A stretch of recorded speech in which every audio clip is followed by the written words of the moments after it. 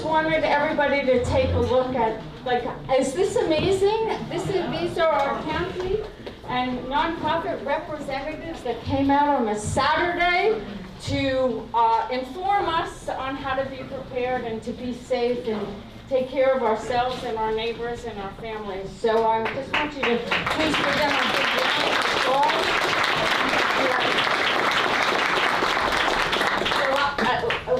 We have so many people here that I'm afraid if I introduce them all, I'm going to forget somebody.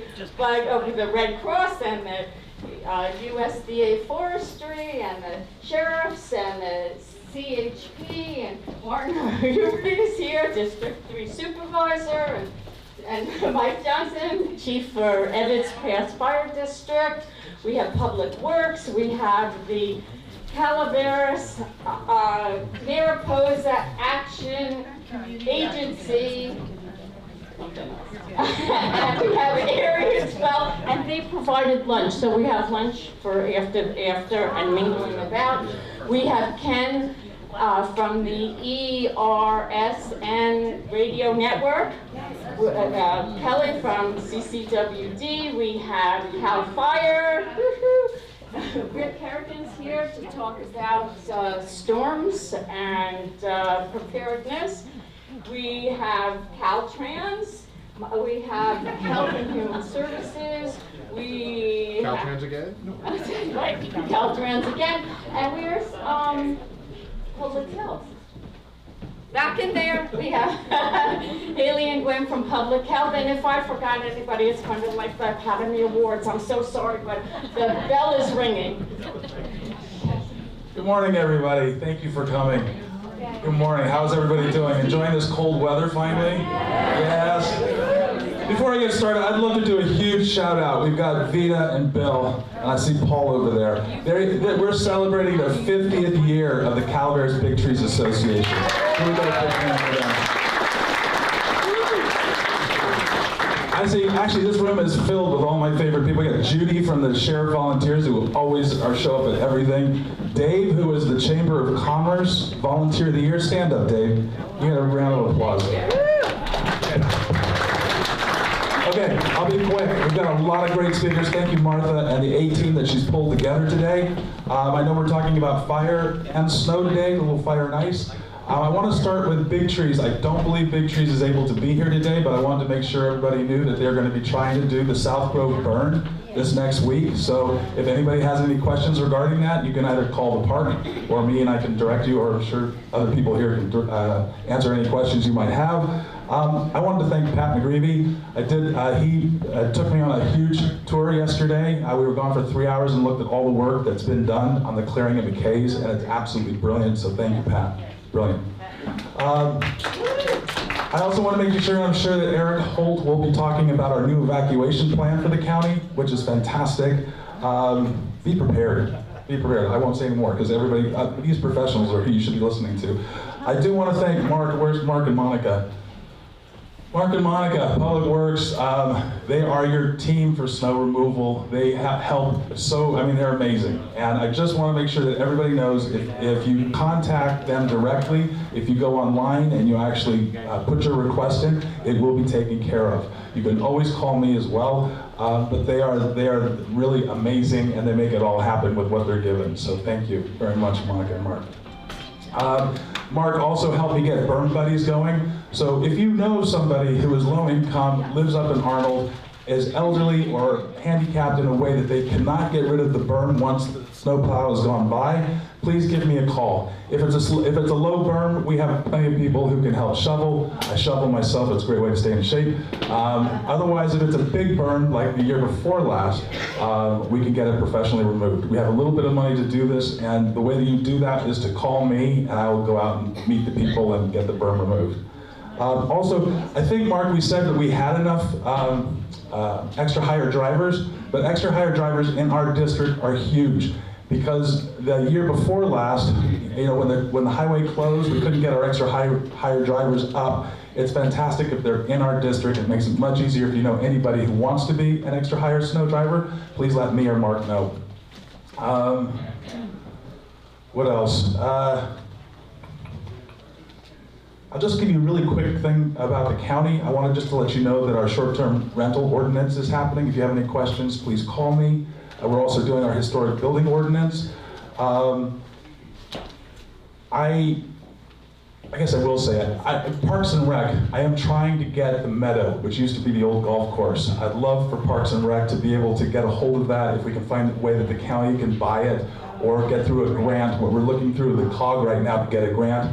I would love to see a bike path, walking path that connect both sides of town. So we're putting a group together of community, of citizens who live in the community who have to back this, because ultimately the way we're going to get these grants is if we have a huge swell of community members that want to see this happen.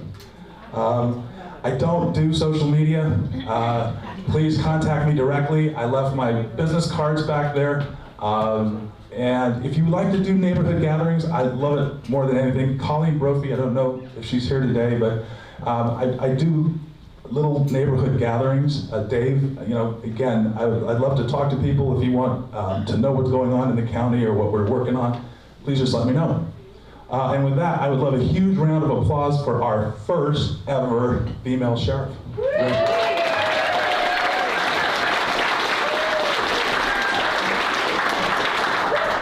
Thank you very much. I'm Rochelle Whiting. I am, as of August, I am your new sheriff for Calaveras County. Although I'm the new sheriff, I've been with the sheriff's office for the past 24 years. I did grow up in Calaveras County, recreated up here. My family had a cabin up in Pacific Valley, so I've spent most of my life up here and very used to and dealing with the winter. And I snowboarded at Bear my whole life. Well, when snowboarding started and we switched from 2 planks to 1.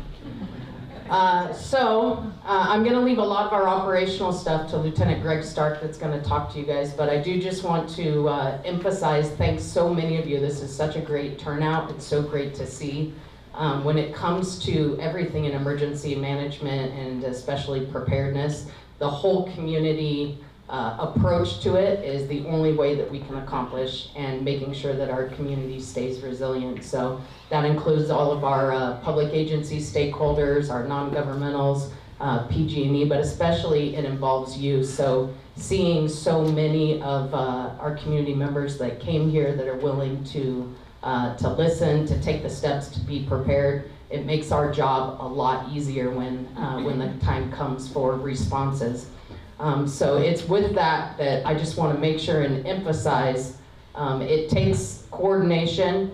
When we do have those major events where the snow comes down and they hit the trees and the trees take out the power lines and we're all trapped, that it takes some patience too. So just realizing oftentimes the sheriff's office, we're the sole public safety answering point for Calaveras County, which means we answer all of the 911 calls, and sometimes there's 2 dispatchers in that room. So please have patience. They have huge hearts. They want to help you. Sometimes they may sound frustrated on the phone, but we can help get you guys the services that you need. So I'm sure Director Holt from OES here will talk to you more about that. So I just want to emphasize that. And then something Martin said reminded me as well. If you do know of elderly people in the community that maybe don't have a lot of family, you know, or need additional help, we do have the YANA program, the You Are Not Alone. So we can have you can sign up for them, and it's just we can make a phone call and check on them every once in a while and see how they're doing. So that's a program that the sheriff's office offers. You can sign up online if you go on our website. The form is on there. It's under outreach resources. So realistically, I just want to come up here and let you see my face, introduce myself as your new sheriff, and then I will let Lieutenant Greg Stark, our administrative lieutenant, talk to you a little bit more about our programs.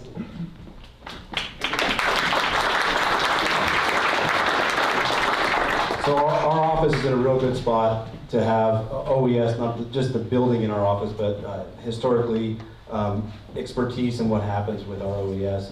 The sheriff was in charge of OES for 3 years, several years ago, as a sergeant. Ran multiple different incidents within the county. We are both part of an incident management team for the state of California. We go out to an all-hazard area, so we're not only well-versed with things that happen inside the county, outside the county, best practices, the most contemporary emergency management tactics. So the Sheriff's Office, our primary goal or our primary mission during all hazard incidents, we're focusing on winter right now, but our primary goal is to provide safety, evacuation warnings, and other assistance as needed to support OES and all the functions. When we go out, we will be knocking on your door, hopefully. We will be messaging, the pending catastrophe. Generally with winter, we usually see it coming. So the preparedness, we're gonna get that message out early, consistently to make sure you know what's happening and what you can expect. So after the evacuation, our role is to make sure that we patrol the areas that are affected and fill in again as OES needed. We have 2 volunteer units. We have one that does primary patrol. We have some volunteer search and rescues in the room right now who go out and they can assist with our side-by-side, our tracked vehicles, and fill in and help OES as needed. So just want to let you know we're here. We're part of the solution to whatever problem comes. We may not be out there, forefront, answering every call for service. We may not be able to bring, supplies to you, but we can come help you. So most importantly, the message that we'd like to get out is you're all here, you're taking that step to be prepared and be aware and get the information. Take it back to your communities. We have neighborhood watch people in here. Take that out and distribute the information. People that couldn't be here for whatever reason, make sure you spread the word that the message we're getting out is be prepared, be ready, and warnings. You should probably, if you have mobility issues or large animals, leave, and if it's an evacuation order, leave immediately, and we'll tell you which way to go, uphill, downhill, which way is the best way to go. So the message from here is take this information and help us spread it out to the community so everybody's aware and everybody can be safe. Thank you.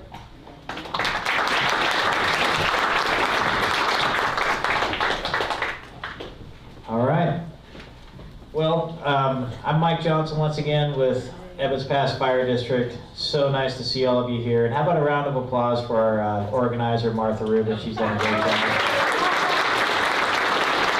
And everybody else who helps make this happen. I got to tell you, earlier on, I'm thinking we're going to have a small crowd. First time doing a winter-wise that I'll probably call fire-wise over and over, because this is typically the forum we do that, but that's in May.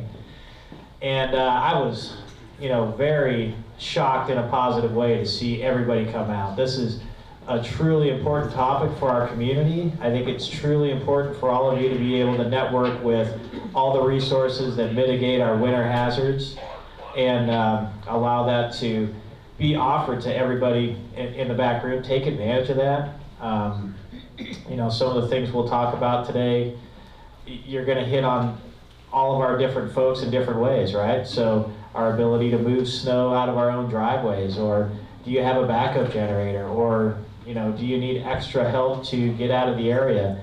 Should you even be here when we're getting 2 or 3 feet of heavy snow? These are all questions that we would love to help you answer one-on-one, and please take advantage of everybody that's going to be here after the presentation. So yeah, real quick, just because I got to plug the fire district, right? Even though it's not fire-wise, it's winter-wise, but anyway, we want you to be safe. That's key. And when challenges come up and you call 911, we want to be there for you. Just keep in mind, that we are in a rural setting, and sometimes we get overwhelmed by winter responses. Sometimes you'll be put in a pending box, and if you need we're working with the Sheriff's Office to come and help mitigate whatever may be the biggest deal, like extracting you from your house if a tree has gone through the roof but nobody's physically injured. But we get a medical call, you're going to be waiting a while. Also, some of our response time is going to be delayed as we use those, over snow or tracked vehicles to get to you. Just like you can't get out, it's hard for us to get into you, but we will get there, I promise. We did put together some trifolds from the district, and they are back there on a table, and I'll stand by it so you guys know where they're at. But some of the topics we put together for you were candle use, proper candle use. There's candles, fire, well, you can put the rest of it together. Winter damage, how to check your structure and your lots, especially when you've had some down trees on it. And winter dangers to your pet. And are you ready for severe weather? Emergency preparedness, water, and flue and chimney fires. Now, I'm looking at our group here, and I do realize, trust me, these are our locals, right? These are our full-time folks, probably. You guys are pretty robust. Some of these topics I know that I just mentioned, you're like, come on, I already know that. Well, please help me get the word out to everybody who might not have that information, right? That short-term rental next to you, the people that live somewhere else and come up on the weekends, grab a few of those. Pass them out person to person if you can, or at least help me put them in their, like over there at their house so they can take a look at it, all right? So if you could do that for me, that'd be great. So unlike our fire response, winter weather is a little bit more predictable, right? Or at least it should be. They try. So you turn on the news in the morning, or at least that's what I do. I look at the weather. They're like, hey, big storm coming. The snow level's going to be at XYZ. When you start seeing some key indicators, right? Especially in my opinion or my experience, there's some experts in the room that could probably, say this next part better than I can. We start seeing snow levels right about 4,000 feet, just below for the Arnold area. Typically, wherever that's going to be the heaviest, wettest snow. We start seeing accumulations, 12, 14, 18, 22, 24 inches. Plus, we're going to have trees load up with snow. And then if you don't even add wind, we're probably going to have trees that are weak that are going to snap off and go into power lines. So, you should expect that. And when that happens, there's a cascading effect for all of us, including me. So when the tree breaks off and it goes into the power line, and Monica's Calaveras County snowplow drivers that are working round the clock, 2, 3 in the morning, they hit that tree, probably also a power line, they're going to call 911. They're going to call the sheriff's 911 system. That sheriff's 911 system is going to call first responders, probably like Ebbetts Pass and CalFire. We're going to go there. The snowplow driver is going to turn around because they can't go over it or through it. We're going to go out there and look at it and say, yes, there is a tree down with power lines, and we're going to probably sit there and put yellow tape, and then we're going to go back to the fire station. We're also going to say, hey, did you tell PG&E? Dispatch is going to be like, yeah, silly, we called PG&E because there's a power line down. Pay and Produce group's going to come out at some point, because they're probably overwhelmed because weather usually doesn't happen in a single spot, it's happening everywhere. And then this whole thing starts compounding with the more and more and more and more. And now the snow behind all those down trees in the subdivisions where we all live is now getting deeper and deeper by the time the power line's cleared so the people can go in and buck the log out. Now we've got multiple feet of snow. The snow plows are having difficulty getting in. They bring in like big loaders, and all of a sudden we find ourselves in that situation. So think about the key indicators. Heavy snow, where you're at, and when Dorrington gets hit, same thing. If you're a Dorrington person and we get rain and you get snow, Vita, guess what? We go, oh, okay, we're going to go to Dorrington a bunch, and you're going to be in a bad way. My point is, if you can, and you see these key indicators happening, move temporarily, not forever. Please, we need people to live here. But move out of the area if you can. Go to a relative's house down the hill or something like that. And so wherever that snow level is, you got to understand what's going to happen. Now, if you choose to stay, and I see a lot of your faces out there, you're the stayers. I know you're the stayers. You're like, I got a generator. I got a wood-burning stove. I have. I'm ready. I've been up here for a long time. That's great. That's fine. Be prepared. Some people won't be prepared. If you're a short-term rental landlord, or however that works, property management, you need to also prepare these people when these storms come. We've seen a lot of people not prepared, and we've helped them out. Sometimes it takes us a long time to get to that many people. Now, here's the sequence of things.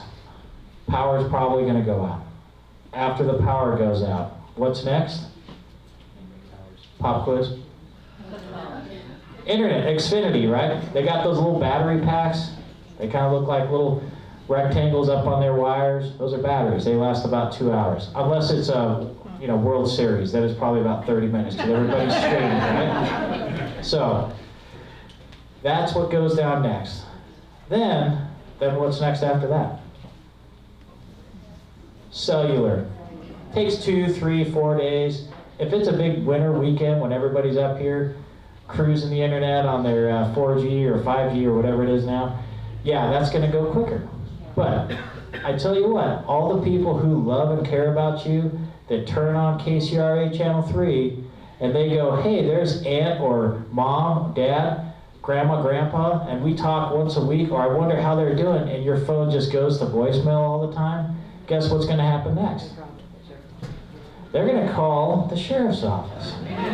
And they're gonna do what's called a welfare check. And guess who else is doing it? About the 3,000 other people also who have family members, right? So as soon as that communication is gone, they're gonna call 911. And you know what folks like us are doing? Everything we can to try to get to you. Each and every one of you, because we care too. But it's not one, it is hundreds or thousands of calls, and we just put them in the pending box and we get to them as we can, and we pray that our people are okay. Usually when we get to the door, we snowshoe in and we knock on the door, we open up to a nice warm house with wood burning stove and the candles, and everybody's like, we're having such a great time, isn't this I haven't seen snow like this since whenever, and we're like, okay, so you're good? Oh yeah, oh, and everything's all right, but keep in mind of how things will happen like that. And generators, a lot of in-home generators now, or I should say backup power. Make sure you got enough propane for that, so on and so forth. So I feel like I've probably worn out my mic time. As far as an agency goes, we have tracked vehicles, 2 of them, thank goodness, thanks to your support and this community support. Mostly what gets you out in medical. If your house catches fire and it's 5 feet of snow, we'll probably get you out in the tracked vehicle. But the other stuff, you know, Bear Valley has a tracked fire truck, but it's going to be a long time before they get here, right? So we're limited on what we're able to do other than we promise we'll get to you. We work closely with Sheriff's Office, we work closely with Forest Service. Well, let's put it this way, we work closely with everybody, and the bigger the incident, the more we get together, the more we synergize and put things out there to come and get you. And just in closing comments, I gotta tell you, what a great community to work for. It's an honor to be, you know, your fire chief here in Ebbetts Pass. But more so than that is just this totally awesome collaborative nature that we have with all of our partners. When we all come together like this, the roads, CalTrans, CHP, Sheriff's Office. Oh, and one thing I forgot to mention, which I'll mention right now, is CCWD. Give them a round of applause because our water never goes out. We always got water at our house. In this community, when we all get together like this and we prepare now and we start synergizing and pulling in one direction, you know, we're going to have challenges, but the bottom line is if we're all working towards the common goal, helping one another out, we're going to be successful. So thanks for that. I get the pleasure of introducing Eric Holt. So he's going to come on up. He's the Director of Office of Emergency Services, coordinates all these resources when things get real bad, usually from the San Andreas EOC and the Sheriff's Office. So at least that's what I think happens. But here's the mic. Thank you. Round of applause for Chief. Please, let me just take a second. If you just came in, come sit down. Enjoy. Stand Thanks, up yeah, right there. there's plenty of seats up front. We have cops that will come and pick you up. First, let me introduce myself because I'm new to Calaveras County, but not really. So I grew up in Calaveras County, San Andreas, my entire life. I left after graduating Calaveras High. I joined the Army, went about my career in the fire service for about 22 years. And you get to a certain point in life where you want to come home. And I started looking, and lo and behold, the Director of Emergency Services job came open, and I was fortunate enough to get it. So I am super honored to be here. Thank you guys for having me. In relation to winter-wise, my last duty assignment was I was a fire chief out in Colorado. Has anyone been to Pikes Peak, Colorado? Yeah. 14,000 feet up. Okay, so I'm pretty used to extreme winter weather. And I keep saying I'm so sorry about that. But I want to talk about resiliency, coming from that elevation where we got these huge snow. It's a little drier snow, so it's a little different. However, the methodology stays the same. So a couple of you guys have stopped. Our push this year is going to be our Everbridge signups and Know Your Zone. Is everybody aware of what that is? Please stop by. Okay, I'll explain it. Can somebody hold up one of our rack cards real quick? I know a couple people grabbed them. They have QR codes on them. One side is called Everbridge. Everbridge is our emergency notification system. It's how we are going to communicate out to you guys on a normal basis. There is other options in an emergency event, but this is our bread and butter way to go. You have to sign up for it. It's going to come out and it will say zone CCU, up here it's 47, 38, 118, 113, something like that. And it's going to tell you what the emergency message is. You got to know your zone. Okay, it's not going to tell you your address. But we want everybody to commit that to memory. So stop by our table back there, just behind the cameras. We'll look up your address. We'll write on the magnet your zone. We want you to put that on your fridge, put it by your front door, somewhere you're going to pass it all the time, so you commit it to memory. There you go. Thank you. So please do that. We spent some money to get magnets, make it noticeable, make it uniform, so everybody has the same thing. As this winter comes, is anybody surprised when we get fire or snow in Calaveras County? No, everybody's used to it, right? We are in that time of year where we have both options available to us, and this is when we really want to hone in, because we are not out of fire season. Is things pretty dry out there? Pardon me? Is it pretty dry out there, Pat? It's ready to burn still. Yeah. So we have all this dry fuel. We've got these cold, drier winds, and snow can happen. So this is that time of year where you really want to pay attention. And when I said we want to talk about resiliency, what do we want to do? We want to have our generators. Chief Johnson, are you servicing those now? Did you fill up your fuel cans? Do you have everything ready? We want to set it up, usually we say 72 hours, but up here it could be a little longer, right? So we want to really look at 7 days of food supply, 7 days of medicine, 7 days of power, lighting sources, anything that you're going to need to survive for 7 days, okay? Our crews are going to get out, Public Works, CalTrans, they're going to get out and work hard, but what can happen? So many different things. Trees could fall. We had some pretty big trees up here, right? Yeah. Kind of a known thing.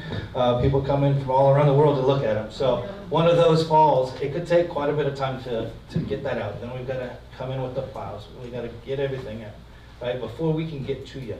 So our crews, our deputies, our fire, our CHP, our snowplow, everything, they're going to be working around the clock. But we've got to set up our residents to survive in a worst case scenario. Okay. One last thing to talk about in that, if you are not young and fit, which I would not say I am, or do not be out overexerting yourself in shoveling. That is a bad scenario where we can't really get help to you, all right? We can't land a medevac in a snowstorm. We can't get in and get you out if you have heart troubles or if you hurt yourself. Snow will melt. There are crews that will come out and help, okay? But I don't want to see people getting hurt or killed out shoveling when it's avoidable, all right? So let's get ready for the winter, but also be very cognizant of the summer. Fire season is still here. And we don't want to have a big fire that takes all of our attention and we forget the winter's coming and then winter hits real fast. We want to be ahead of the curve, so I always say proactive, not reactive. So sign up for Everbridge, please. Come by, grab a magnet, let us write down your zone, commit it to memory, and then get yourselves ready for the upcoming winter, upcountry here. Medication, food, service your generators. If you have the Drail batteries, anybody in here have those? Make sure that those are ready to go, that they've been maintained, serviced. Okay, we want to make sure that you guys survive the impending storm that will happen, right? We know it's going to happen. Nobody's going to be surprised by it, but now's the time to get ready. So I'll end with that. Please stop by our booth, and thank you for having me here in Calaveras. Go ahead, sir.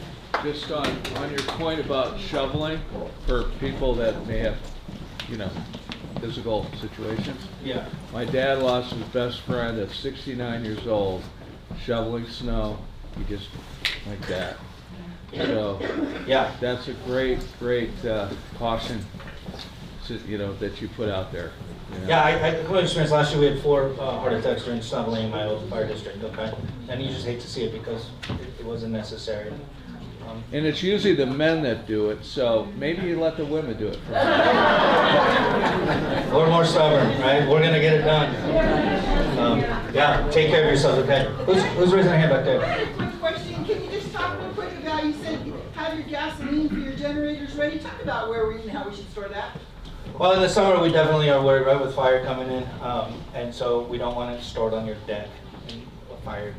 But in the winter, we want to keep it close by. Most people will connect them into propane or natural gas, and we recommend that if that's feasible. If it's not, we do need to make sure that you've got 7 days of gasoline or diesel, whatever your generator runs on. But best practices are the approved containers, not near a heat source, so you're not going to store that next to your chimney or next to the fireplace, right? And somewhere where it's not going to off gas into your house and then create a medical emergency, all right? So outside, away from the house, but a reasonable distance where there's a path to it, right? We don't want to run our generator on the front deck right next to the window that's going to blow in the fumes, and then we've got a carbon monoxide emergency, okay? Maybe we put some education together on a flyer and put that out here before winter hits. If you want to follow our Facebook page, the new logo here, and it's CCOES on Facebook. So if you look that up, follow it. We'll put an information graphic together on best practices. Go ahead. I get the food, I get the meds, but how much propane or fuel are we talking about? Is it 10 gallons? Is it? I have no idea. So if you have a tank, always keep that, if you can, above 75%. That's usually the monthly when they rotate, but no lower than 50. Because a lot of people. There are websites where you can type in your usage and how much your refrigerator uses, how much energy it takes to run your furnace, and then you can calculate how much your generator uses per hour, and then you could come up with a number of how much you need for 7 days. So everybody's individual, but you could any search engine type in energy usage for my home, it'll calculate microwave usage, coffee pot, everything, and it'll tell you how much you need, and then you can go to your generator and it'll tell you how much you need to have on hand. Go ahead. Along that same thought, when the power goes out and we're on a whole house generator, we don't know if it's going to be out for a day or if it's going to be out for a week. So yes, our propane tank may be full now, but we still have to figure that it could be for the long haul. Absolutely. So what my husband and I do is we figured out how long things can stay cold in the refrigerator. So during the night, he will go out, traipse through the snow. We've got a dug-up app, and actually, so he can check the amount, but he will turn the generator off for 6 to 7 hours during the night, and then first thing in the morning, turn it on again, because it sucks it up a lot. And like I said, we don't know if it's going to be for a day or 7 days. Absolutely. So all these recommendations, share them with your neighbors. Good neighbor practices are awesome. Connect with your neighbors. I know a lot of us like our privacy up here, but my last thing, I know you're going to speak me along right there. If you're not on a monthly fill on your natural gas, your propane, and you do it periodic, like when you check it, call now. Get that thing filled up. Get on the monthly schedule for the winter, okay? And with that, who's up? That's great. Thank you so Thank you. much. In our program, I put in the information on how to sign up and who to call and some emergency numbers. Everybody will be here afterwards if you have individual questions to ask about yourself, your property. Please take time to network at the end of the program, because we do have a lot of information to go through. So I'll turn this over. Okay, looks like we have Calaveras County Health and Human Services, Michael Pagano. Is that proper? Yeah. Pretty close? Thanks. We're going to give you this, and I'm going to give you this.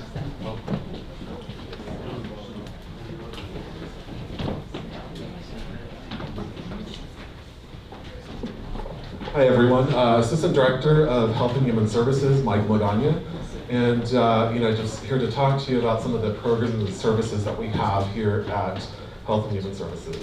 One of the things that I do want to talk about is our incident response from 2023. People aren't familiar really with what we do, and that's why I'm here today, is to give an overview of what we provide at the agency level. If you're not familiar with Health and Human Services, there's 3 divisions. There is behavioral health, there is public health, and there's social services. We also have other entities within our agency, such as the Calaveras-Mariposa Community Action Agency, and they've been really instrumental in some of the work that we did. You may have heard the Burn Buddies. They funded that program, so they do a wonderful job, sometimes that we can't as a government agency, do some of the work for us. Just to go over this, these are a bunch of numbers. But we did have a large response in 2023 because of the winter storms.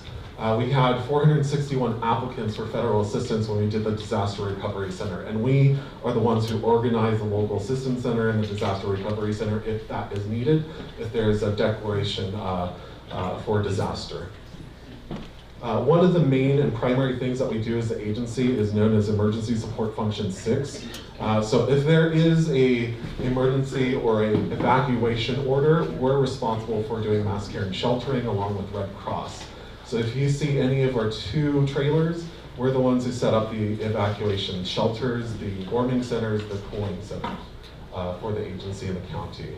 And that really depends on the size of the incident, the scope of it, who's impacted, the risks that are associated with that. Our responses differ depending on the disaster itself, whether it's a wildfire or winter storm. And within the agency, we do a lot of work with our staff to prepare for emergencies. This is a little boring, but there's training that we provide. There's incident command system training that we all do in emergency response. But just to let you know, just to summarize this, is we do train our staff to respond to emergencies and understand the level in which we do it. This is some of the equipment that we do when we do respond. There's 2 trailers that we now provide in emergency response. They hold cots, they hold hygiene kits, they hold special equipment for those with access and functional needs. We also have rapid response kits, so now we have our staff categorized by area, so we can quickly respond to a disaster and open up a emergency shelter within an hour. With each of these response kits, they're basically a mobile office. We can set up, we can start registration, we can work with our Red Cross partners to set up and run a shelter. This is not possible without the collaboration of several agencies, OES being one of them, Calaveras-Mariposa Community Action, Cal OES, FEMA, American Red Cross, Calaveras Public Health, and some of those are here today, so I encourage you to attend or go up to their table and get information that you need for that. Our services don't just include sheltering, they're human services, so if people need assistance with housing, food assistance during emergencies, we're able to provide replacement benefits for those who are receiving food benefits in an emergency. We do offer public and medical health crisis support, and if there is a need for a local assistance center, we're able to provide that as well, or we bring in local community partners, sometimes federal partners, to provide things like grants if there is a large emergency. Some of the information that we do provide in our outreach and education is, 1, preparing for winter, understanding that a lot of people have pets, so you want to keep that in mind as well, and our senior peer program, which we do provide year-round, and those are for seniors who feel isolated or lonely, that we can connect them to other seniors and provide that information. We do push information out to that community when there's a heat advisory, when there's a winter storm coming, to give them the information to contact us if they need any special requests, or that we can refer them out to places like Grail if they need power equipment or medical devices. One of the reasons why we're tabling here is we did get some funding for older adults.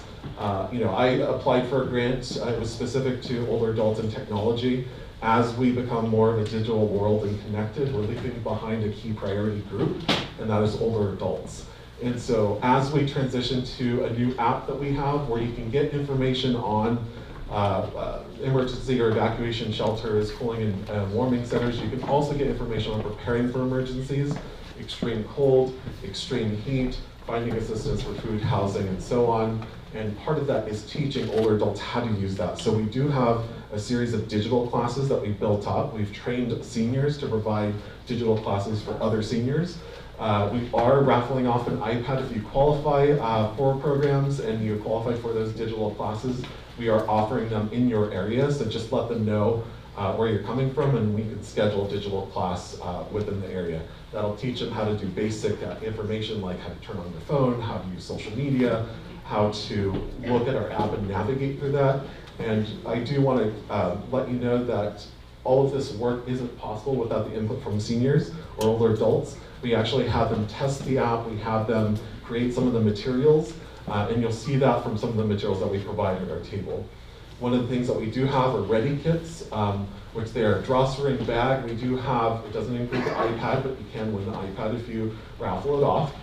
They include a power bank, so when power goes out, you're going to want to charge your phone, you're going to want to charge some devices. There's information, there's a booklet that was designed by older adults on how to use technology if you're motivated to using it. There's also a charging cord in there as well.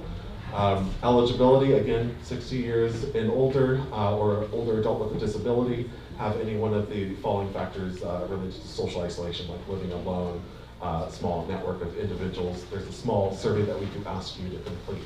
And that's all the information I have. Thank you again. You can also download the app. You'll find that information available and you can navigate through that. And if you have questions, we're in the back.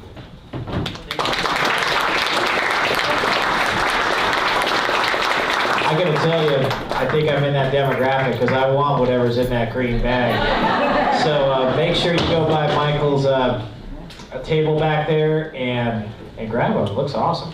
Okay, so next up, they're not gonna come up and present, but I wanna make sure that you have the opportunity to go speak with them one-on-one at their table, and that's our Calaveras County Public Works. They are going to be back there, and they want to hear from you if you have concerns or want to answer some questions. Right, Monica? Yes. All right, thanks. So make sure you go talk to them, and they're our road plow folks for our street. So make sure you go talk to them. Okay, so we're going to bring up Kelly Gerkensmeyer from Calaveras County Water District, CCWD. Round of applause while I try to get his presentation up.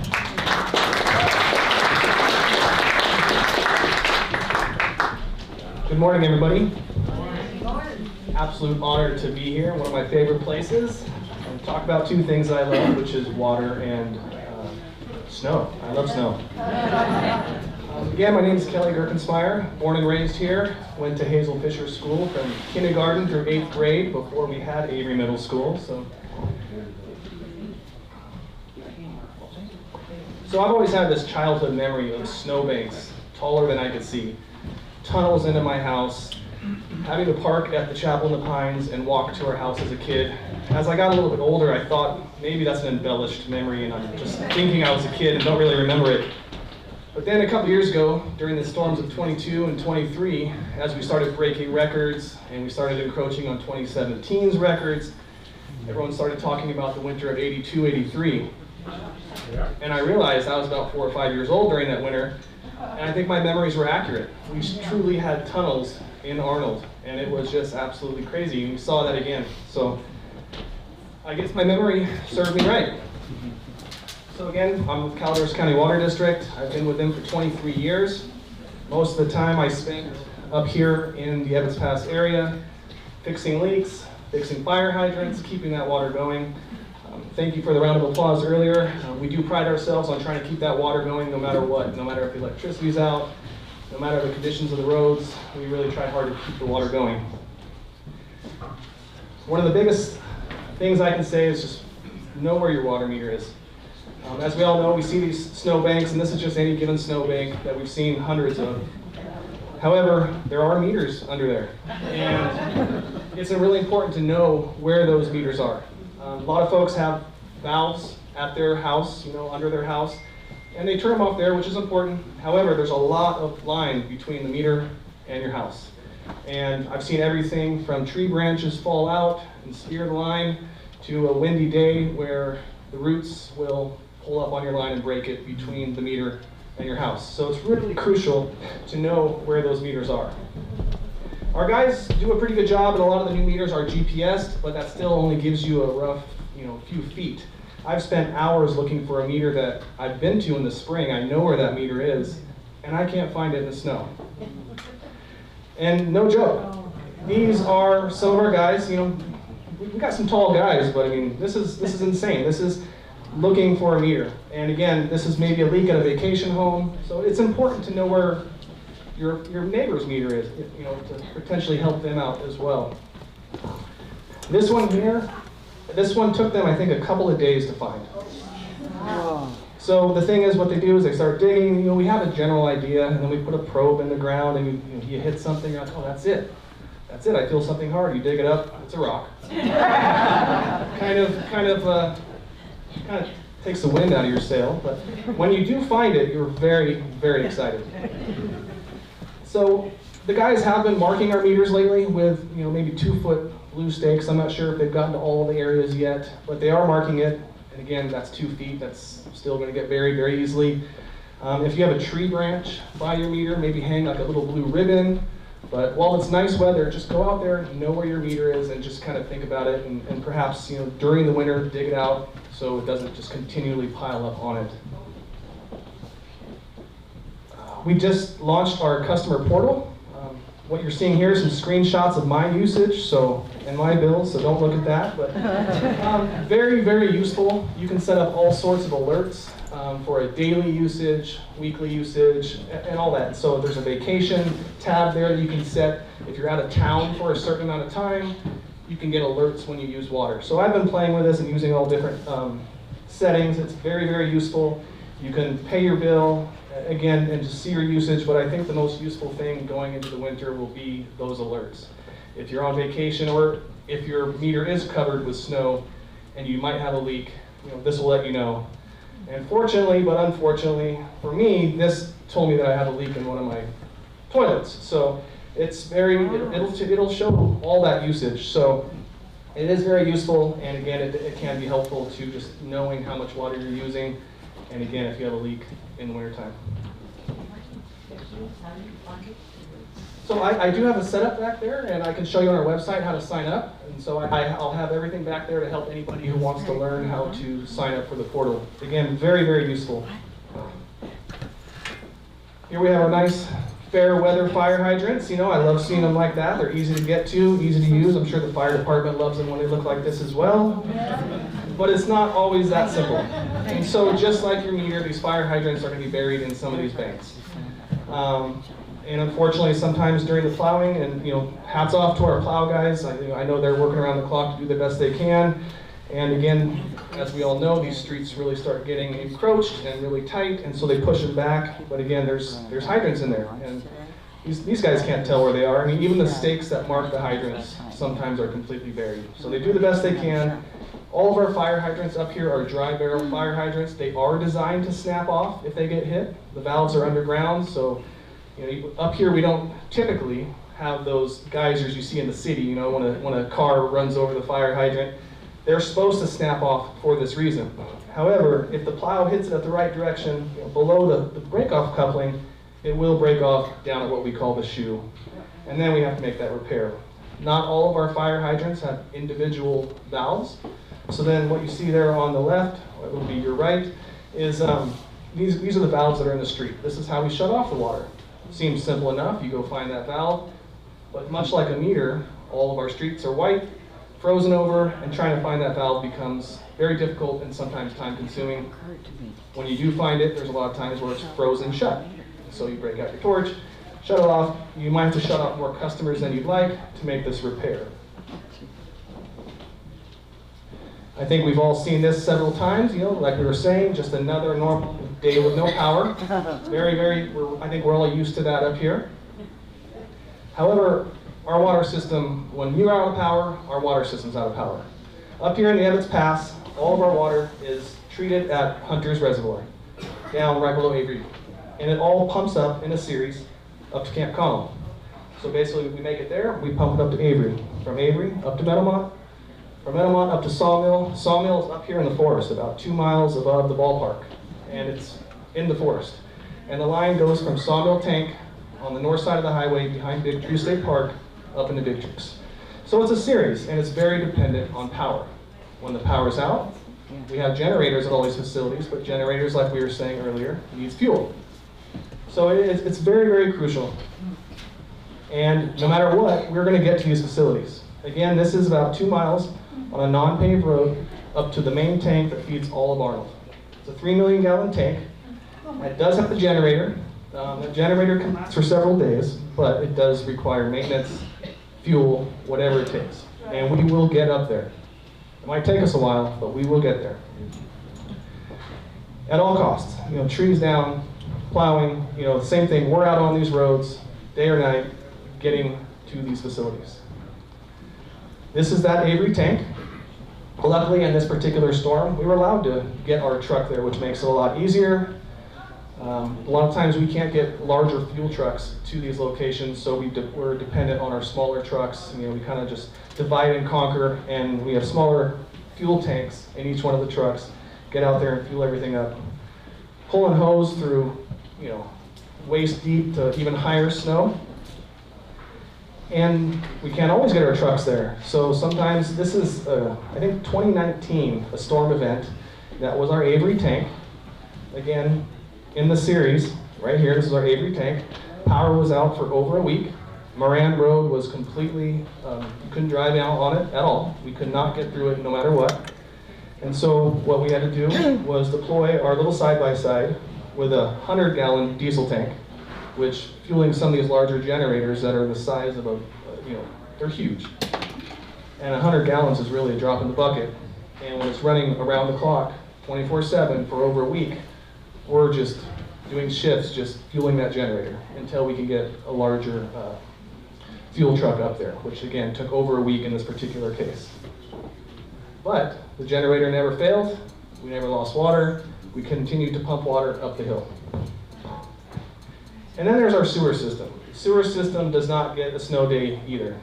Again, this is something we cannot shut off. I mean, all the sewer for this particular location, actually from basically the apartments, travels all down to a lift station right by Hazel Fisher School. Then it's pumped up to about Chevron, and then it gravities down, gravities through the golf course to another lift station, which is right here. And this is by the pond. I call it the pond. It's the little pond behind Big Trees Market, which is right around the corner from where I live, so I've always just called it the duck pond. But again, this is, the generator is dependent on this. All of Arnold's sewer is going through this lift station.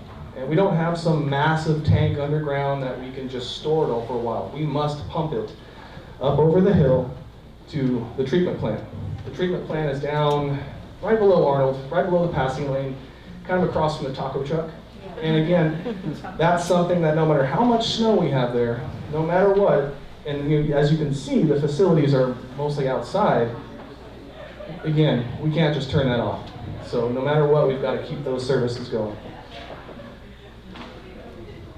And again, I just hats off to the crews. These guys are out there day and night, 24/7, on a Christmas, on Thanksgiving, to keep that water going. They take great pride in keeping that water going for y'all. And yeah, thank you very much. I'll be back there, so if you want questions on the floor or anything like that. Hey, thanks a lot. We're gonna go ahead and get our next presenter up here.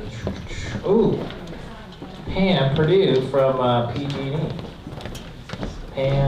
Pam used to be our rep up here, and she took a promotion. It's so nice to have her back. She elected to come up and see us, even though she didn't have to.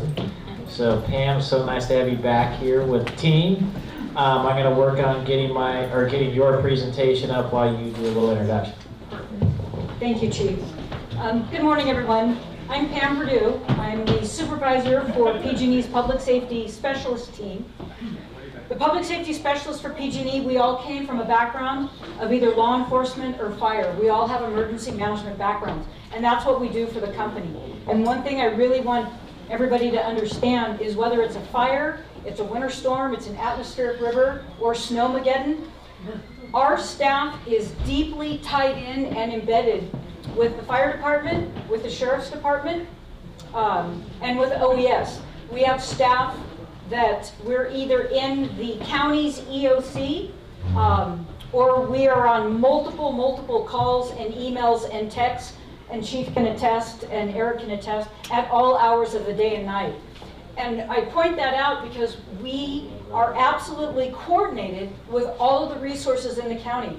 And I tell you what, your Calaveras County Public Works Department is just off the charts as far as partnership and accountability and the dedication that they have. So I just want you to know that your utility company is deeply embedded with all the rest of the emergency services in this county.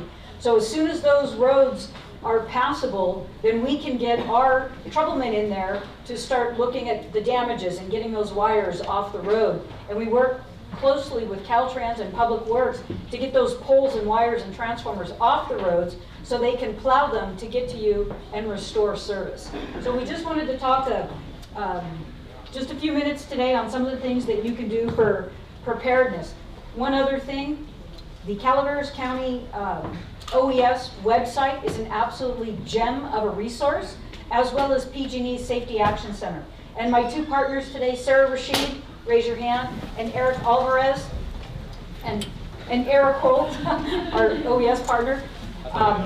When we're done, take a minute to go talk to them and grab some of the resources off of our table. And Sarah was kind enough to bring her computer, and you can actually take a quiz on the Safety Action Center, and we can actually show that to you. So some of the things that we wanted to talk about, yes, we're still, nuclear fire season is on the downslide, but we're still in fire season because it's California and it's 12 months out of the year here. But we want to get into winter preparedness. We all lived through Snowmageddon 1 and Snowmageddon 2 and all the atmospheric rivers. And we know how impactful it was.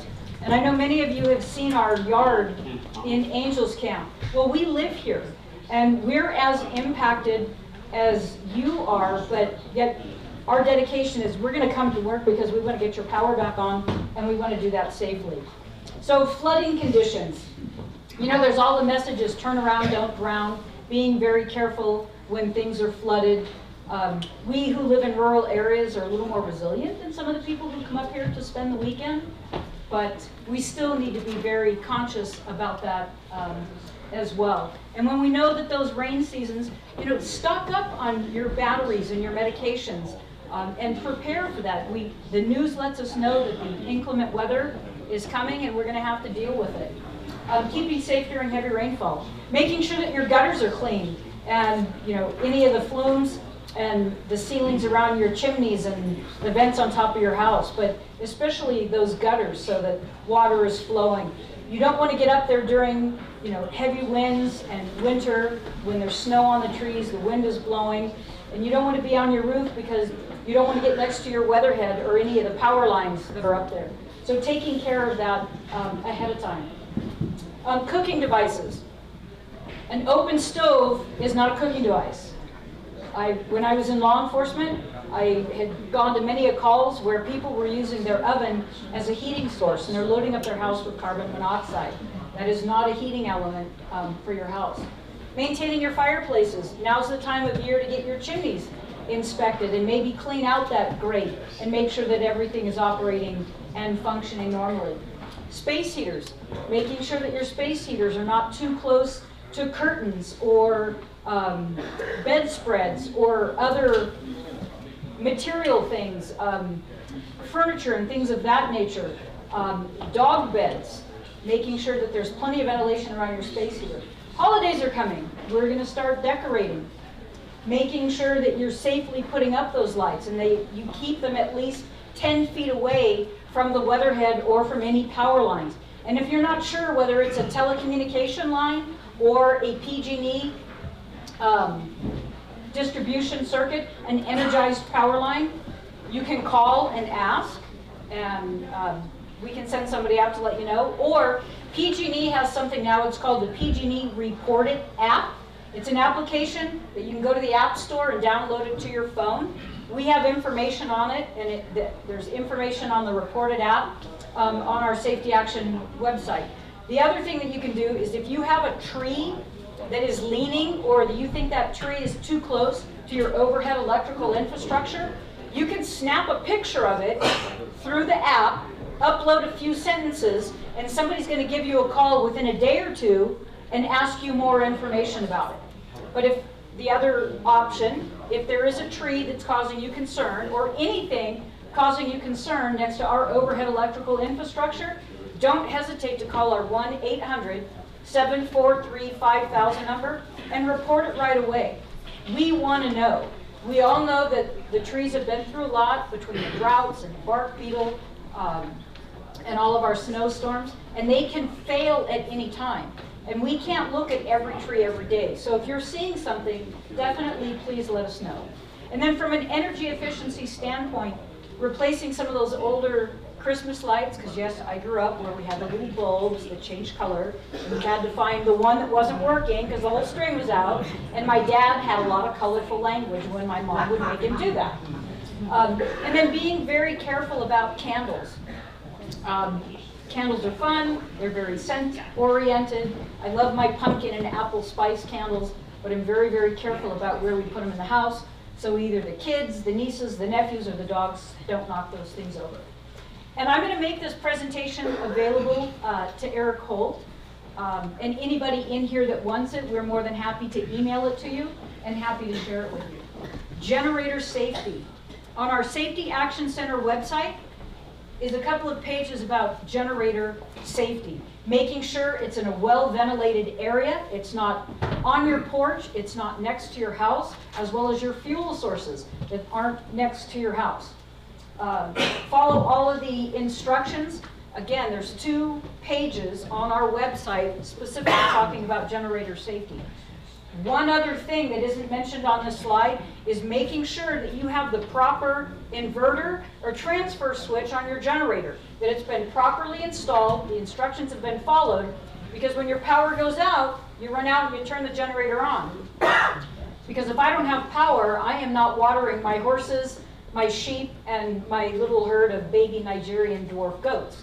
So power is a big thing, and I have a generator just for the well in the barn. If you're in the house, you're kind of on your own, but my livestock's going to have water. But making sure you have that inverter switch. The other reason, when the power finally gets restored and your power comes on, you could overload that generator and anything you have connected to that generator, and you can damage, blow up, or cause a fire in your house if you don't have that proper inverter switch. So that's something that's very, very important to realize. A lot of the resources that we have quite a few programs available for our customers. Our battery program, our generator and battery rebate, the self-generation incentive program. We all are thinking about how are we going to store power. A lot of us have solar and other energy producing means on our properties. PG&E has incentive programs and rebate programs, and I'll just use the Tesla wall battery as an example because it's fairly familiar to everybody. But the utility company now has rebate programs. If you want to install one of those in your home, you can go to the website and look that up and see if you qualify and see if your home fits the criteria to have one of those installed. We have a program for both residential and for businesses. So if you're running a business on I-4 or on Highway 4, and you know winter's coming, there's going to be power outages, and we worked very, very closely, and the chief had a lot of input on this when we set up a microgrid to keep Arnold proper in power during the public safety power shutoff. Chief was instrumental in working with PG&E so that we could get that equipment installed not too far from his firehouse so that downtown Arnold still has power during a public safety power shutoff. Disability, disaster, and resources. A lot of resources for our senior population, vulnerable populations, and our medical baseline customers.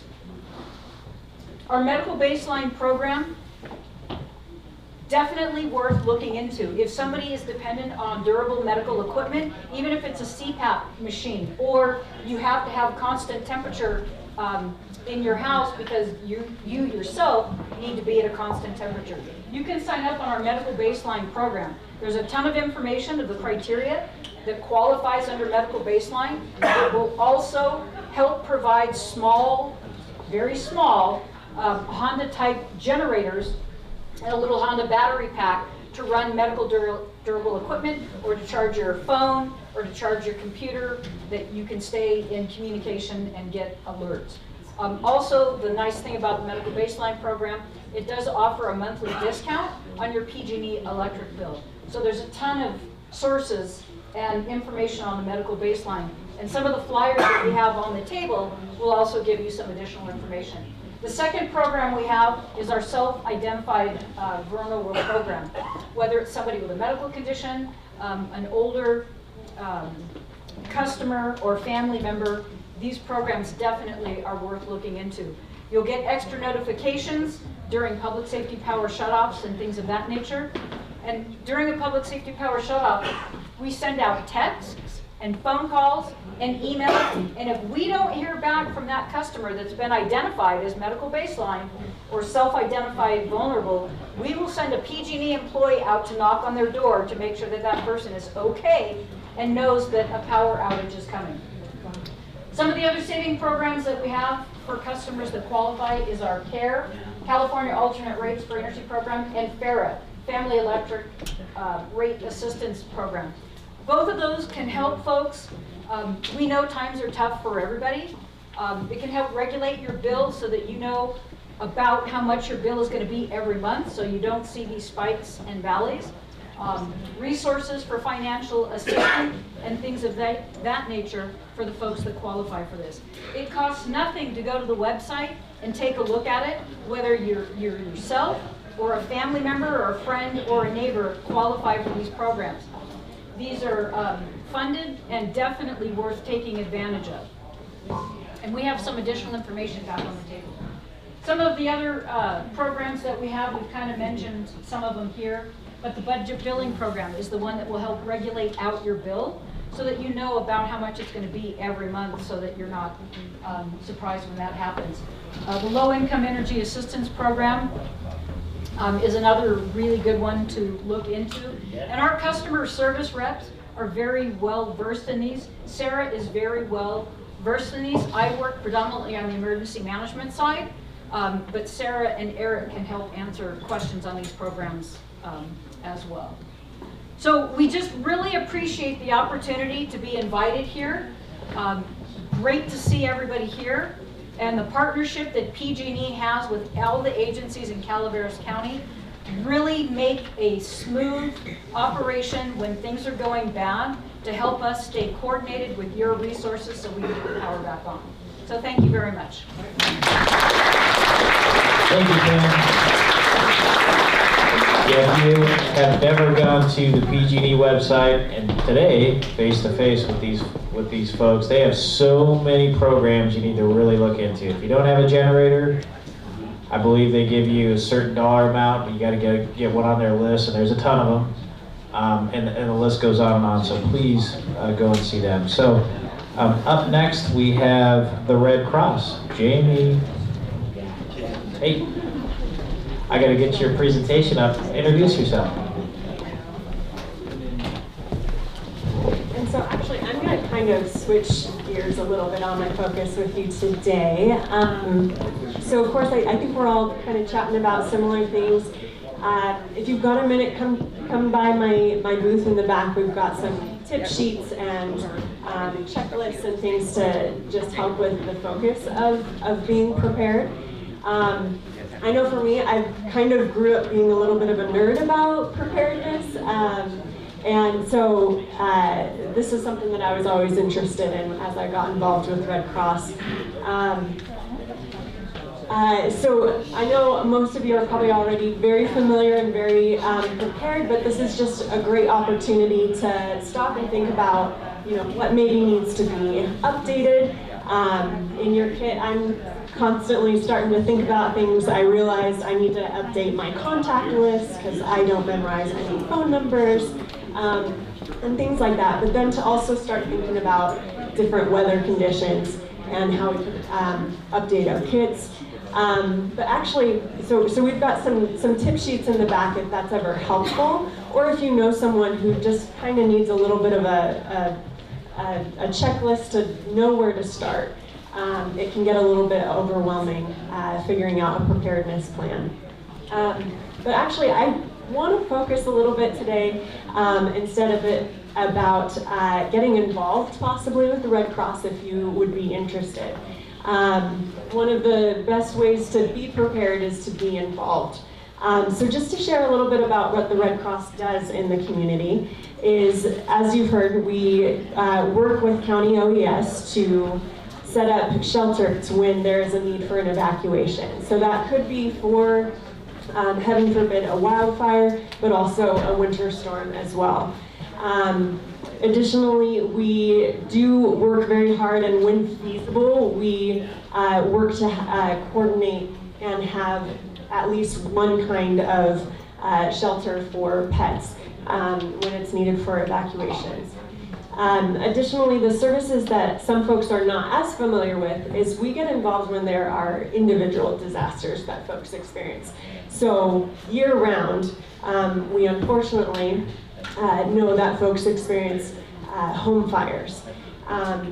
Separately from that, there could also be experiences with a winter storm and a tree crashing on a house. So if folks are experience these emergencies, and especially if they are displaced, we have ongoing relationships with the fire department, but also, community folks can contact the Red Cross at 1-800-RED-CROSS as well, because we do have services to help folks when they need a place to stay, with addressing those immediate needs when they're displaced. Additionally, we do help with just kind of the humanitarian side of going through an experience with an individual disaster. So our teams will be there for folks just to be a support. And then we also stay in touch with folks to help get them connected to local resources. And we also have volunteers that help with medical advice if someone misplaces or loses their medical devices or medication due to a disaster. And we also have volunteers that support with mental health needs and spiritual care, because we know it's a lot that you're going through when a person is facing a disaster. Additionally, we also just get involved in the community with preparedness. And so if you're someone who is passionate about being prepared, we'd love to have you involved. We're always trying to provide education in the community for free, so that folks are familiar and are aware of what they can do to be more prepared and ready. Additionally, this is a little bit separate from the winter focus, but we also install smoke alarms for free in the community. And so we'll have volunteers go around door to door, helping folks to make their home safer and have access to the safety of a smoke alarm if they might otherwise not have access to that kind of a resource. So the big thing is we have these wonderful services to offer in the community, but we are 90% volunteer run. So we need more involvement. We want to make our services better all the time. So we'd love to hear from you if you'd be interested in being involved.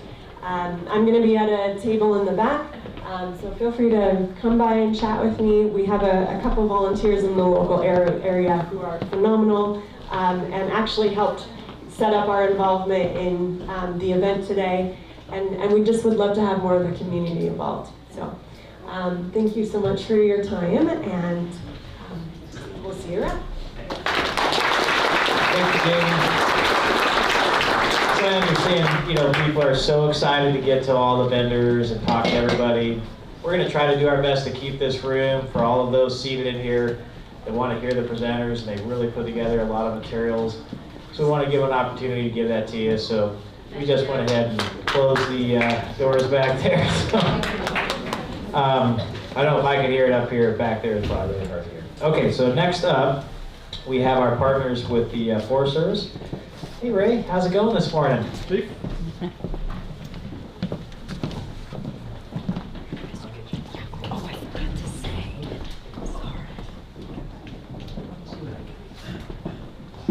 Good morning, everybody. My name is Ray Kabline. I am the district ranger for the Calaveras Ranger District down in Hathaway Pines for the Stanislaus National Forest.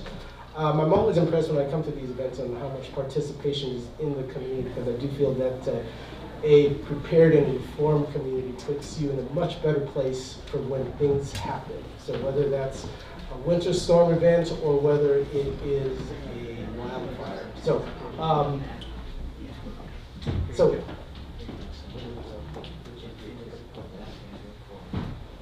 Okay, yeah, okay. I'm going to talk about that in just a second. I know this is a winter, let me actually introduce who's here. Kellen Brown is our fuels officer right here. John Lucas is in the back. He's our district fire management officer. And out on the table there is Aaron James, who can provide a lot of the forest level winter information for recreation and stuff like that. One of the things that I do want to do, give you guys, is some information on what we've done or what's been happening this past summer. I'll try to run through this fairly quickly. It's been a very active fire season for the federal teams. Myself and John are on one of the incident management teams, and we went 4 assignments back to back to back to back from Southern California all the way up to Washington. So not so much in California. California's been fairly mild compared to the Pacific Northwest up in Washington and Oregon and Idaho. If you guys have watched it and saw those maps, this summer you can see that Pacific Northwest was on fire. Okay? We're not quite done yet because there's always the Santa Ana winds that will blow here starting next month probably. So hopefully nothing big will happen. But just so you guys know that it has been a very active fire season for the federal teams. We're one of 44 teams in the nation, and we were in preparedness level 5, which means that there is more fire activity than there are resources to attend to those. So one of the things I do want to do, and we do have some winter recreation information that Aaron can provide in the back for the Forest Service. But one of the things, I'm going to take this opportunity to let you guys know what we have planned for fuels reduction. I know we're in the winter right now, but fuels reduction is always something that is critically important for those on the forest. We have this project called the McCallum Calaveras Forest Health and Resiliency Project. We call it MAC for short. You might hear it called MAC. You might hear it called MAC2. It used to be called Forest Projects Plan Phase 2, but didn't like that. But it's in conjunction with not just the Stanislaus, which is specifically the Calaveras Ranger District, and the El Dorado, which is the Amador Ranger District. And it's in partnership with the Upper McCallum River Water Authority. I want to go through this slide just so you guys are aware of what's going on. So this is the history of just the Sierra Nevadas, okay, from the 1980s, 90s, 2000s, 2010s, and where we are from 2020 to 24. So back in the 1980s, total cumulative acres burned in the 1980s, 10-year span, 700,000 acres. And you can look through here, and so we are sitting right about here. This purple blob here is the Cyril project that's on the other end of the forest there with going up basically the one-way corridor. So we're sitting right about here. Right here in the 1980s, the 87 complex is this little blob right here. So if you move into, so you look at this, you can see it increasing. So 700,000 acres in the 80s, 90s is a million. If you move over here to the 2000s, you can see, I believe this is, well, it's harder to see in this one, but here is the Darby Fire, for those of you guys remember Darby Fire. And then if you go into the 2010s, out here is, this is the rim fire spot right here. Okay, and then the Donnell is up here. Okay, just back in 2018 is the Donnell. And then if you look over here just a few years ago, this big blob right here. Okay, this is the Dixie Fire and all the stuff that's happened here in the last 4 years. So fuels reduction is critically important for us. We have been fortunate, thankfully, that nothing major has happened The last big fire of note was Ramsey Fire, well, the Donnell, yes, Donnell it's about 34,000 acres, and before that was Ramsey Fire in, I believe it's 2012.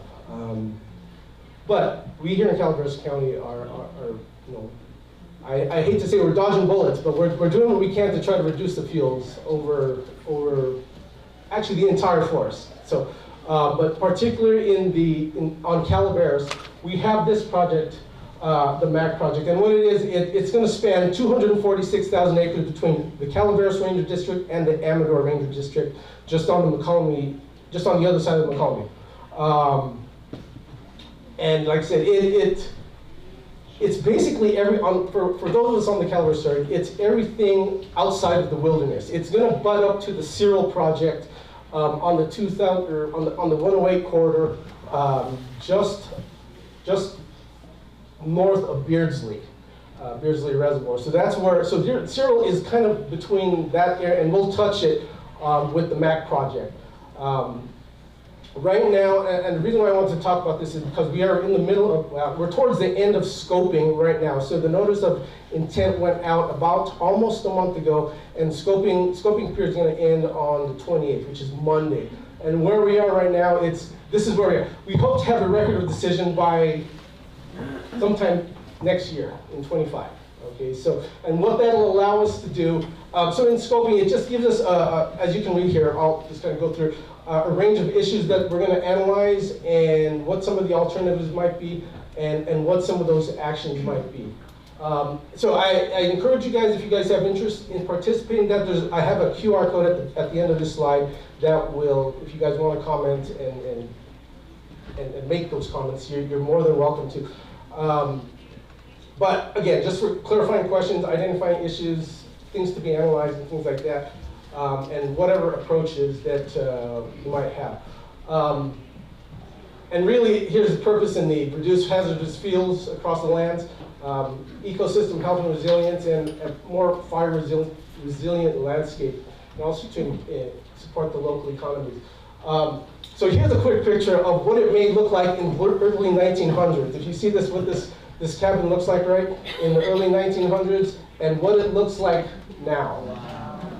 Okay, so as you can see, as I go back to this thing, you can see, okay, I was looking at this earlier this week. So this tree here and that tree there, that is that one, and I believe it's that one. So if you look at the fuels increase over the last 100 years. It's quite incredible. So that's why it's critical. And on behalf of Jason Kiken, our forest supervisor, he's very much interested in reducing this, so we do not have a Dixie fire happening here or anything of that nature up on our corridor.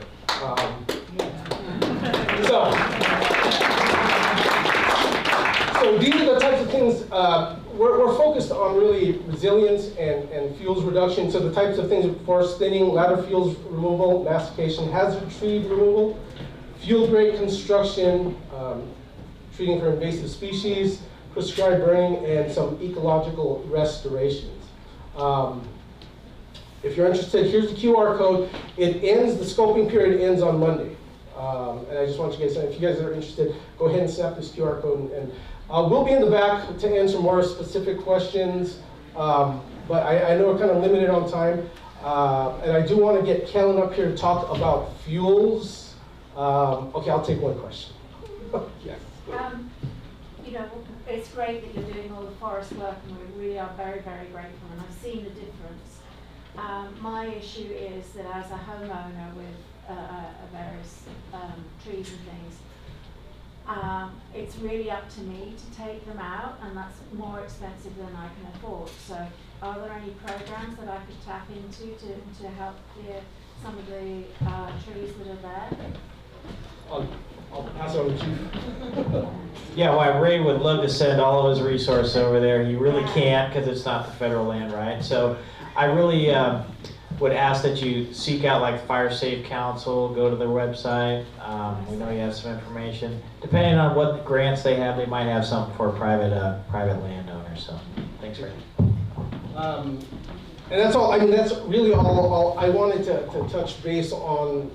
Just what we're up to. Like I said, we 2020 and 21 was a pretty bad year in California, if you guys recall, for fire within California. The last, 22, 23 were kind of mild, so to speak, but not in other parts of the country. So to talk about fuels reduction on our district, I'm going to pass this over to Kellen, who's our fuels officer on the district, to just give you a little more information. Thank you. So my name is Kellen Brown. I'm the prescribed fire and fuel specialist on the Calaveras district, as Ray mentioned. I'll talk briefly about some of the ongoing fuel reduction projects we have on the district. So as many of you may be aware, we wrapped up Arnold Avery, which is just up here on the ridge behind us. Last year, it was about 1,800 acres. So that fuels reduction project, in terms of initial treatment, has been completed. Another fuels reduction project we have currently going on would be McKay's with our partner CalM, so thank you, Pat. We're looking to wrap up by the end of this year, although I suspect it may run a little bit into next year. Other than that, we have a smaller in-house mastication project called Last Chance that we're doing near Mary Fowler's property, or the mastication fuels reduction work that was done by CCWD just around Hunter Reservoir. So that'll all tie in together there. That's all we have for the moment, and into next year we don't really have too much planned. So getting this MAC project is going to open that door again for us to have NEPA, where we can do more fuel reduction projects around the community. We do have prescribed fire is the other side of that equation, though, right? So this year we had the Sourgrass burn plan, which would be an extension of what we completed last year, just east of Dorrington, north side of the highway, up on Summit Level Ridge. We burned 323 acres, and we prepped the north side of that ridge this year. We got really close. I think unfortunately due to budget constraints, we're probably not going to be able to implement that burn this year, but it will be there for next year, and we're looking to get it as soon as we can. We will be looking at planning some other large understory burns, looking to reopen more Belfour, which is further up kind of on the McCallum Canyon edge up there, a little bit further away from the communities, but we have a lot of acres out there to treat. The big one, though, that I'm sure a lot of you are wondering about is our piles. And we do have a lot of piles on the district. Our intent is to get out there and burn as many as we can every year, and we have been doing that, although we're reliant on windows. And with 22, 23 winters, it was hard. We got buried out of a lot of the areas that we have, but we've been covering piles. I will say this, if you have piles near your homes, I assure you I'm aware of them. They've been inventoried, they're in our plans, and our intent is to burn them as soon as we possibly can. So, I'll definitely, I've heard concerns from homeowners and property owners already, and I'll continue to hear them, but just, know that we are aware. So we're looking to hopefully start burning piles as early as November 1st if we get a window here and into the new year. So we do have budget constraints, but I will say for Arnold Avery, we have grant funding available to us through the year that we're hoping to utilize at its maximum and burn as many piles, mostly in Arnold Avery, as we can. So there are other areas up the hill that we will try to get to, but our focus is probably going to be on Arnold Avery this year. So that's all I got.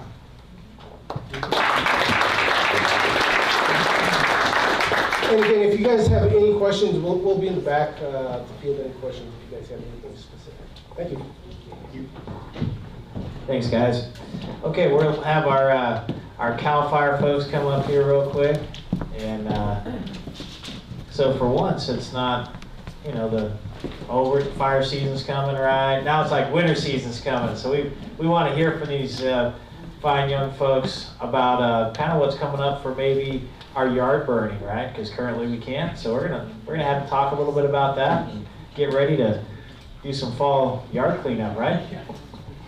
Hi everybody, I'm Peter Flores. I'm a newer engineer over at Arnold Station. In November, I'll come up on a year that I've been there.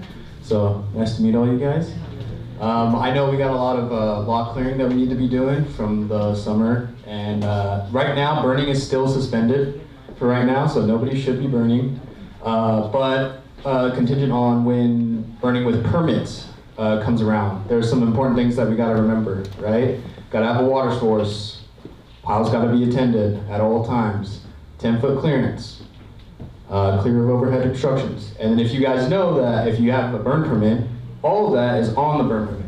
So it's a good thing to read through and make sure that you're not breaking any rules whenever you guys do decide to burn. Does anyone know of the 3 fires that are the 3 type of burning that you can do year round?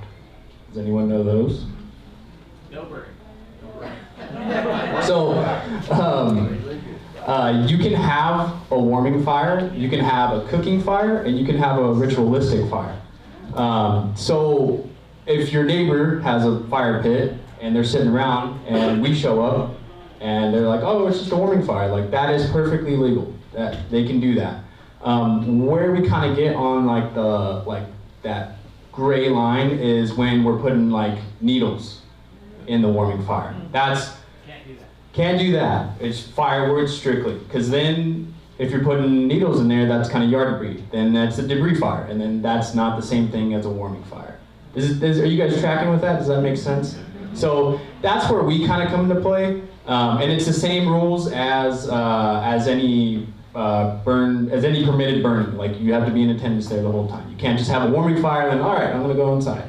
You know? What happens if your warming fire catches a fire that burns other people's property?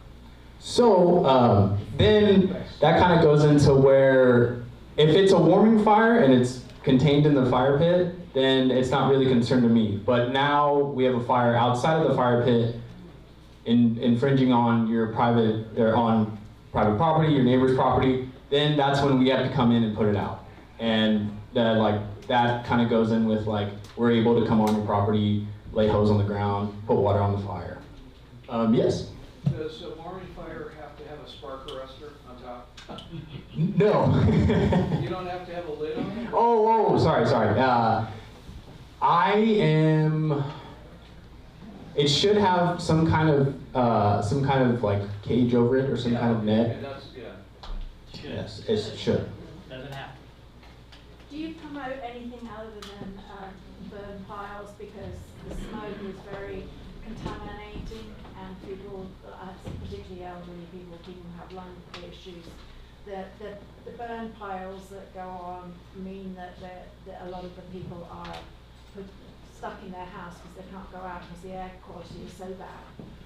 Unfortunately, like that, there's nothing that I can really do about that. Once permitted burning is open, then your neighbors are within their rights doing 4x4 piles with the water source there, 10-foot clearance. I can't really do much about the smoke that's kind of drifting over there, and I do apologize for that. But as far just take it away and do it all together. I don't think that'll be I can help you. Okay. Yeah, so I think Peter and I work together, but he doesn't work for me, right? So whatever I say may or may not represent the views of CalFire, but I will tell you what I believe to be true as the Fire Chief of Ebbetts Pass Fire District is there is a serious initiative for us to remove the fuels from in and around, around our house, right? To do it properly, and really the proper way to do it is to burn it, hot enough and where it's dry enough, but not so hot and dry that there's dangerous fires running through our yards. And sometimes that balance is really, really kind of fine. And what happens is that there's even a smoke nuisance, that you're not supposed to be a nuisance to your neighbor or anything like that. And so, keep the fire stoked and keep it warm and try to do that. Those are the right things to do. And sometimes that works really well, and sometimes it doesn't. And the limit is 4x4? It is 4x4 during permitted burning, which soon, I can't tell you when, because it's up to the unit chief of CalFire here to when that will happen, we will go into permit burning. And then once that happens, it has to be 4x4, and I'm going to let Peter finish off the rest. Okay? Yeah, so we'll go into 4x4 or permitted burning eventually, and then after that, I think it was sometime in December, we went to open burning, where you don't have to have a permit, or some of it. So, but like I said before, all our burn permits are when you look at all your your guidelines for what needs to be done. It's all going to be on the burn permit. And also, in addition to that, I know a lot of people still are coming to the station asking for burn permits. We don't have them handwritten anymore. It's all online. So that's just through the CalFire website, just CalFire burn permits, and then you'll be able to find it through there. And then that's all I really got for you guys. All right. So,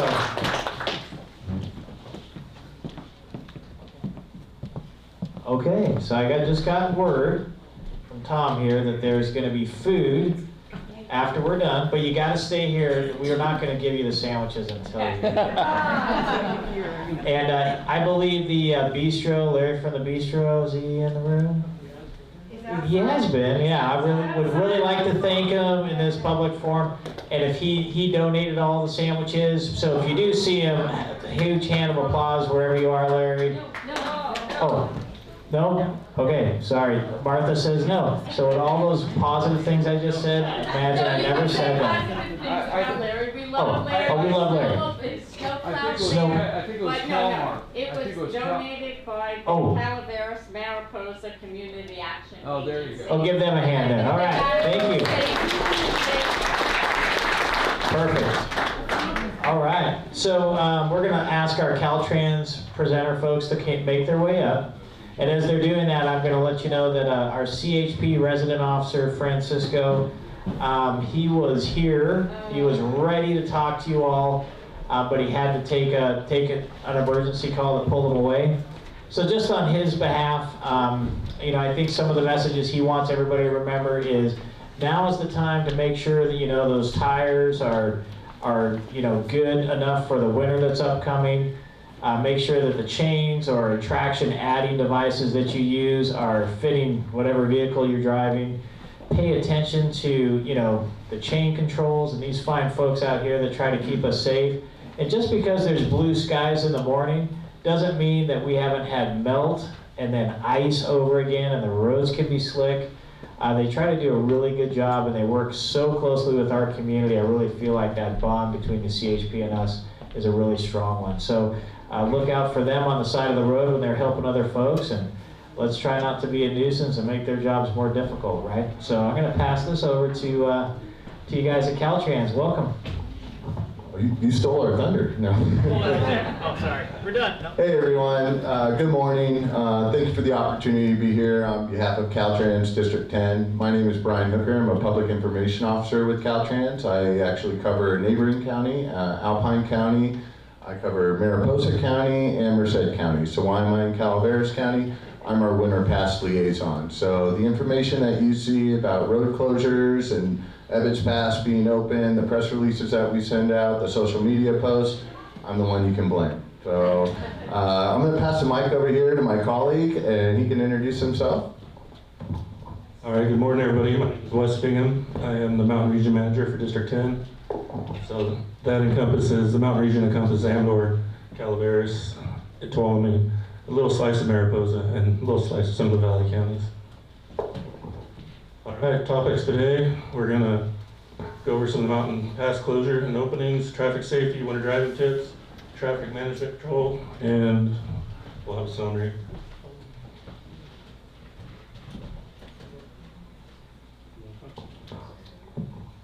So, first of all, how many of you are familiar with CalTrans maintenance yards? Where's the nearest one from here? Camp Connell? Great. And where's, do we have Cabbage Patch maintenance yard? Okay, so everyone knows where those are at? Okay. Well, we wanted to let you know that we have 12 maintenance yards throughout the district, but we wanted to make sure that you're familiar with the ones that are here on State Route 4.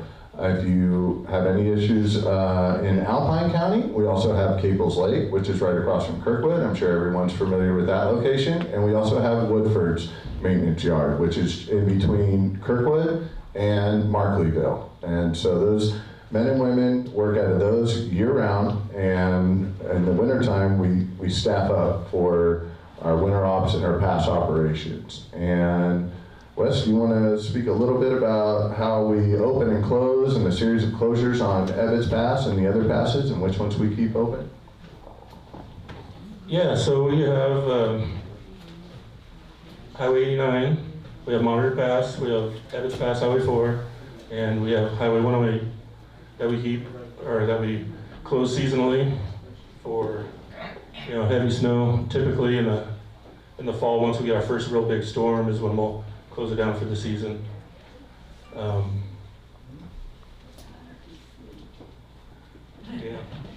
Sorry, it's not a strong suit. It's all right, Wes, I got it. So, like Wes said, there are certain passes that we have to keep open year round. There are other passes like Ebbetts Pass that are seasonal, and Tioga Pass, and Sonora Pass, and I think that, Luther Pass is year round as well.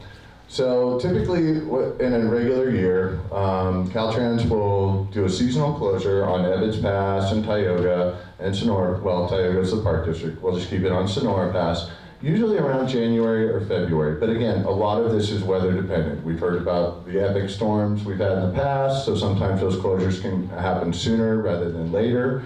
But there are a series of closures, gates that we have here on State Route 4, that we have on 108. I'm sure you're familiar with the closure gates at the snow park on the the west side of Lake Alpine, the closure gate on the west side of Lake Alpine right there. We have closure gates on State Route 4 at Raymond Meadows, and we also have another closure gate down at Wolf Creek on State Route 4 as you're approaching the 489-88 junction.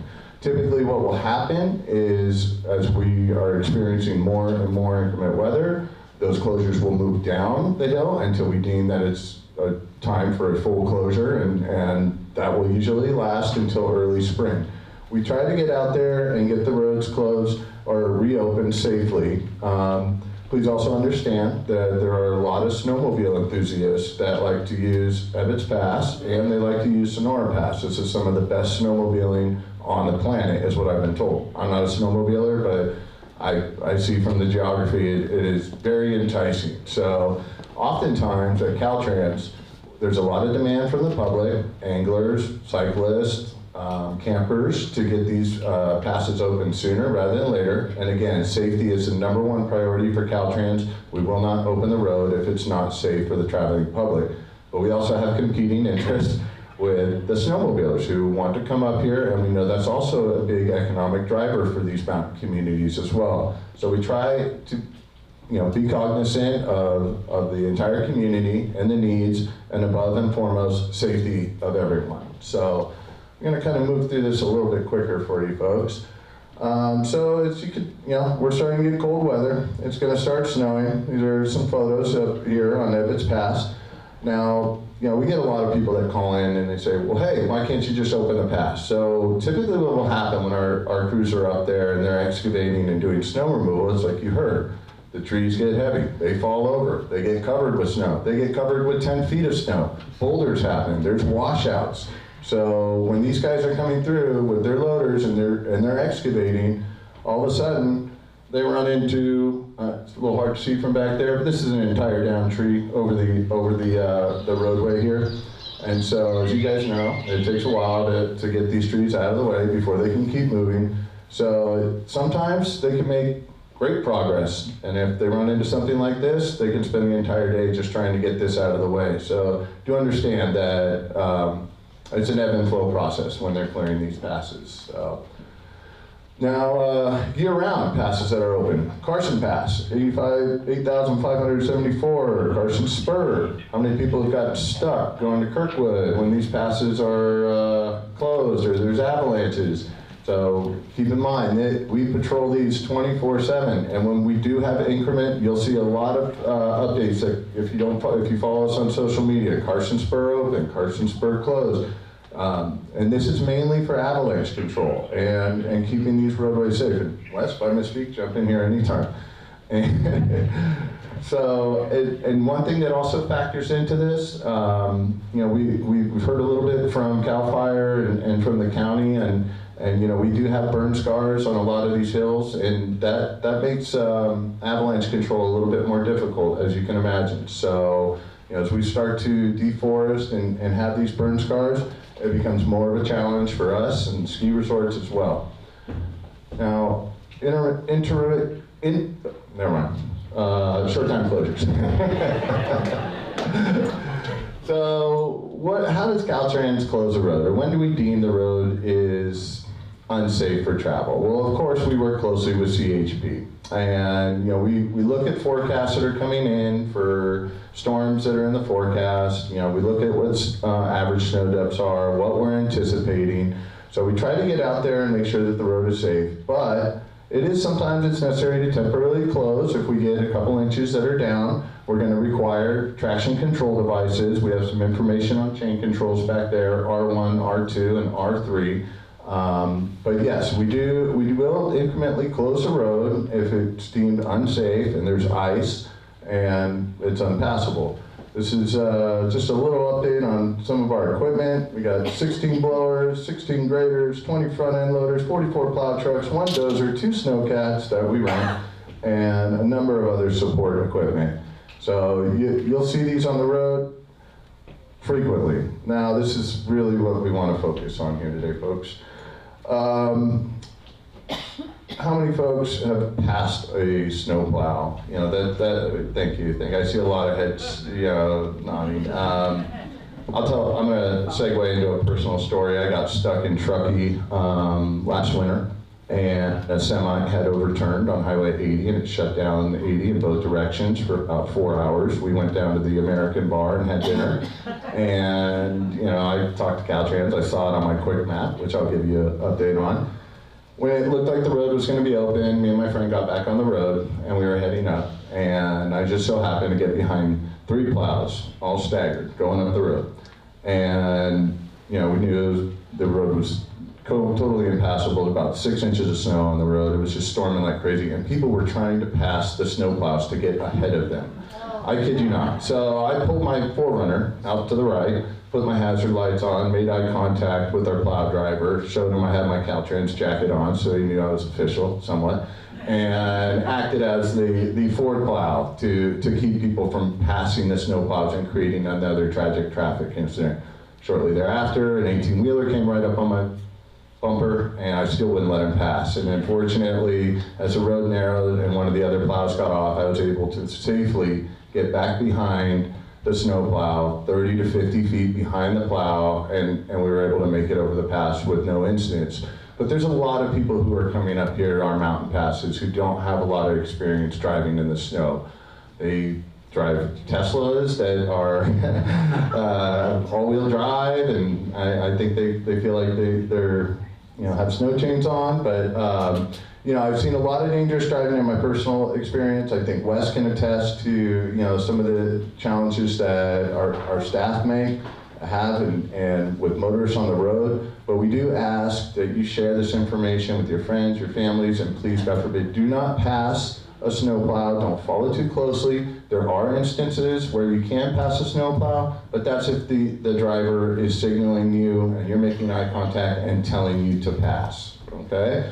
So when you don't obey and you do follow too closely, I don't know how many of you can see this. It's a traffic incident from last year. Gentleman in I can't even read it. I think it's a 150. Got a little too close and then lost traction and ran into the back of our plow. But it didn't do much damage to the plow, as you can see, but unfortunately a gentleman's car is not faring too well. We have another one down here, happened last year with looks like a early 90s Suburban that ran into one of our plow trucks as well. And we like to stress that the men and women that are working for CalTrans, our maintenance workers, they're your family, they're your friends, they're your neighbors, and we want them all to come home safely. And so they're often overlooked. We do provide emergency services, so we do ask that, please, when you see the flashing lights or the cone zone, to move over and slow down. And so here are a few winter driving tips we have. We have brought a bunch of our winter weathering the storm driving tip brochures in the back. I recommend you pick them up. I thought I was pretty familiar with everything there is to know about mountain travel, but there's some nice tips and advice in here, good reminders for everyone, so please take one of those before you leave. Just go through some of this real quick. Always make sure you've got an emergency kit in your car. I got one right now and a flashlight. Always a good idea to bring shovel and gloves. If you're not going snowboarding, make sure you just got gloves in there. You got an ice scraper, a sleeping bag in case you get stuck. A little bit of extra clothing and some water and snacks. As you know, you can be stuck on the pass or the highway for multiple hours at a time. For your vehicle, that's my forerunner right there. You want to winterize your vehicle. Check your antifreeze level, check your fluid level. Most of you folks know this. Something I've been doing recently with my windshield wiper and my windshield wiper fluid, I've been adding rubbing alcohol into the windshield wiper fluid that lowers the freezing temperature. So then that way, when you're driving and it's colder and it's getting down into the 5 or below, your windshield wiper fluid won't freeze as fast on you. So, and again, as you said, make sure that your tires have plenty of tread on them, that you have chains that are appropriately sized for your tires. I recommend if you've never used them, try them on when you're at home, when it's not 20 degrees and you're on the side of the road and your hands are numb and cars are whizzing by you. So, get familiar with your chains, try them on, inspect the condition of your chains. Maybe you haven't put them on since last year. Maybe they're broken. You don't want to have broken chains when you need them. So, and then some other little driving tips here. Allow yourself plenty of time to get to your destination, realizing there could be traffic delays or road closures. You want to be observant about icy roads and the early morning and evening hours. And black ice, we've all probably experienced it, unfortunately, at one time or another. Be mindful of that, where that can exist under overpasses, on bridges, on shaded roadways. If you do slide, don't panic, don't hit your brakes. That's the cardinal rule. Just let off the gas slowly, steer your vehicle in the direction of travel that you're intending to, and hopefully bring it to a halt. So on our next slide here, this is how do we find out about road closures? How do we find out what's open? How do we find out when it's open? And what are the best resources? So everybody has Google Maps, I assume, or Apple Maps or Waze. Those are good resources. They do connect to our traffic management system, and they do provide updates. However, this is some more information for you. There's a number here, 1-800-427-ROAD. That's 7623. You can get real-time information there. You can dial 511 in some areas. We also have a CalTrans Highway Advisory Radio at 5:30 a.m., 6:10 a.m., and 16:70 a.m. You can go to our website at www.dot.ca.gov. That is updated daily, but for the most up-to-date, real-time information, better than Google Maps, better than anywhere, I would strongly, strongly, strongly encourage you to go to quickmap.dot.ca.gov. And if you have a mobile phone or a smartphone, you can download that app. It's called QuickMap. And a really great resource with QuickMap, especially for winter driving and the winter passes, there's a number of different options that you can highlight on there. They'll show you CHP incidents, they'll show you where road closures are. So if you're thinking, well, I'd like to go up to Lake Alpine, but I don't know if the closure gate is on the west side or did they move it to the east side? Well, you can pull up your QuickMap app, you can hit the road closure icon, and it'll show you where those road closures are in real time. And sometimes, like I said, we do move those. It could be at the west side of Alpine Lake, and then the storm passes, and we've done some plowing, and we can allow people to get up to the east side of Alpine Lake. So, that's really the best source to go and find out what the road conditions are and where the closures are. My favorite part about QuickMap is the feature for the snowplows. You can highlight snowplows, and you can actually see the little icon where the truck is, where they're plowing. So you know, okay, hey, they're ahead of me, they're behind me. Okay, I don't know, I've got loose tires right now. Well, I see there's a snowplow about 5 miles behind me. I'm gonna pull over, get some gas, get some coffee or something, wait for this guy to go by. So I strongly recommend, like I said, download the app. If you're not familiar with the smartphones, you can always give us a call, and those are some other resources. A few shameless pitches here to wrap up. We are staffing up.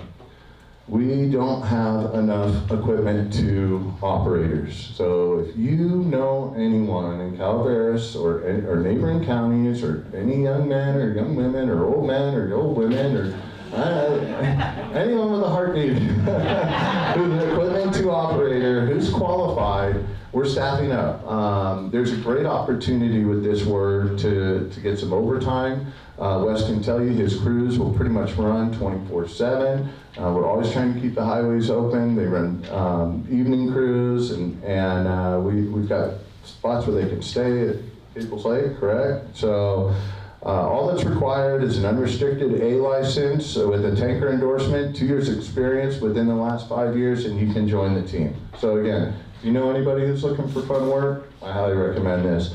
And then lastly,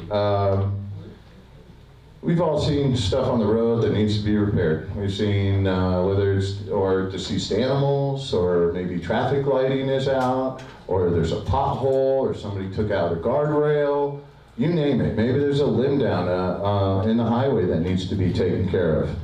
What I have here is a little handout that I made, and it says See It, Report It. It's a csr.dot.ca.gov.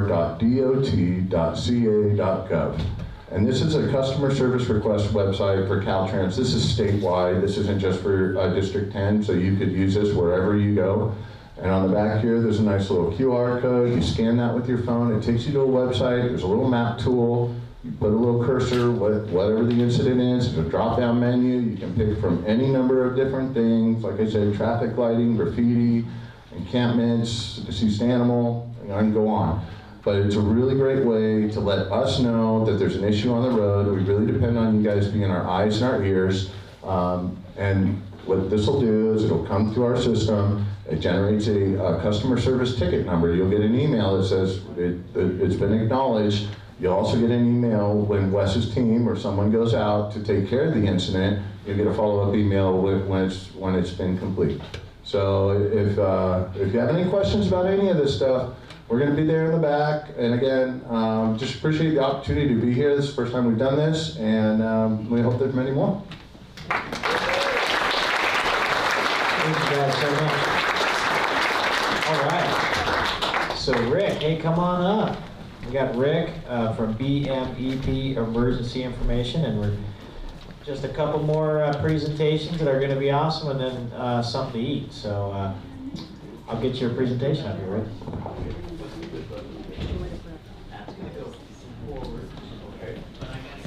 Folks, can we roll the tape?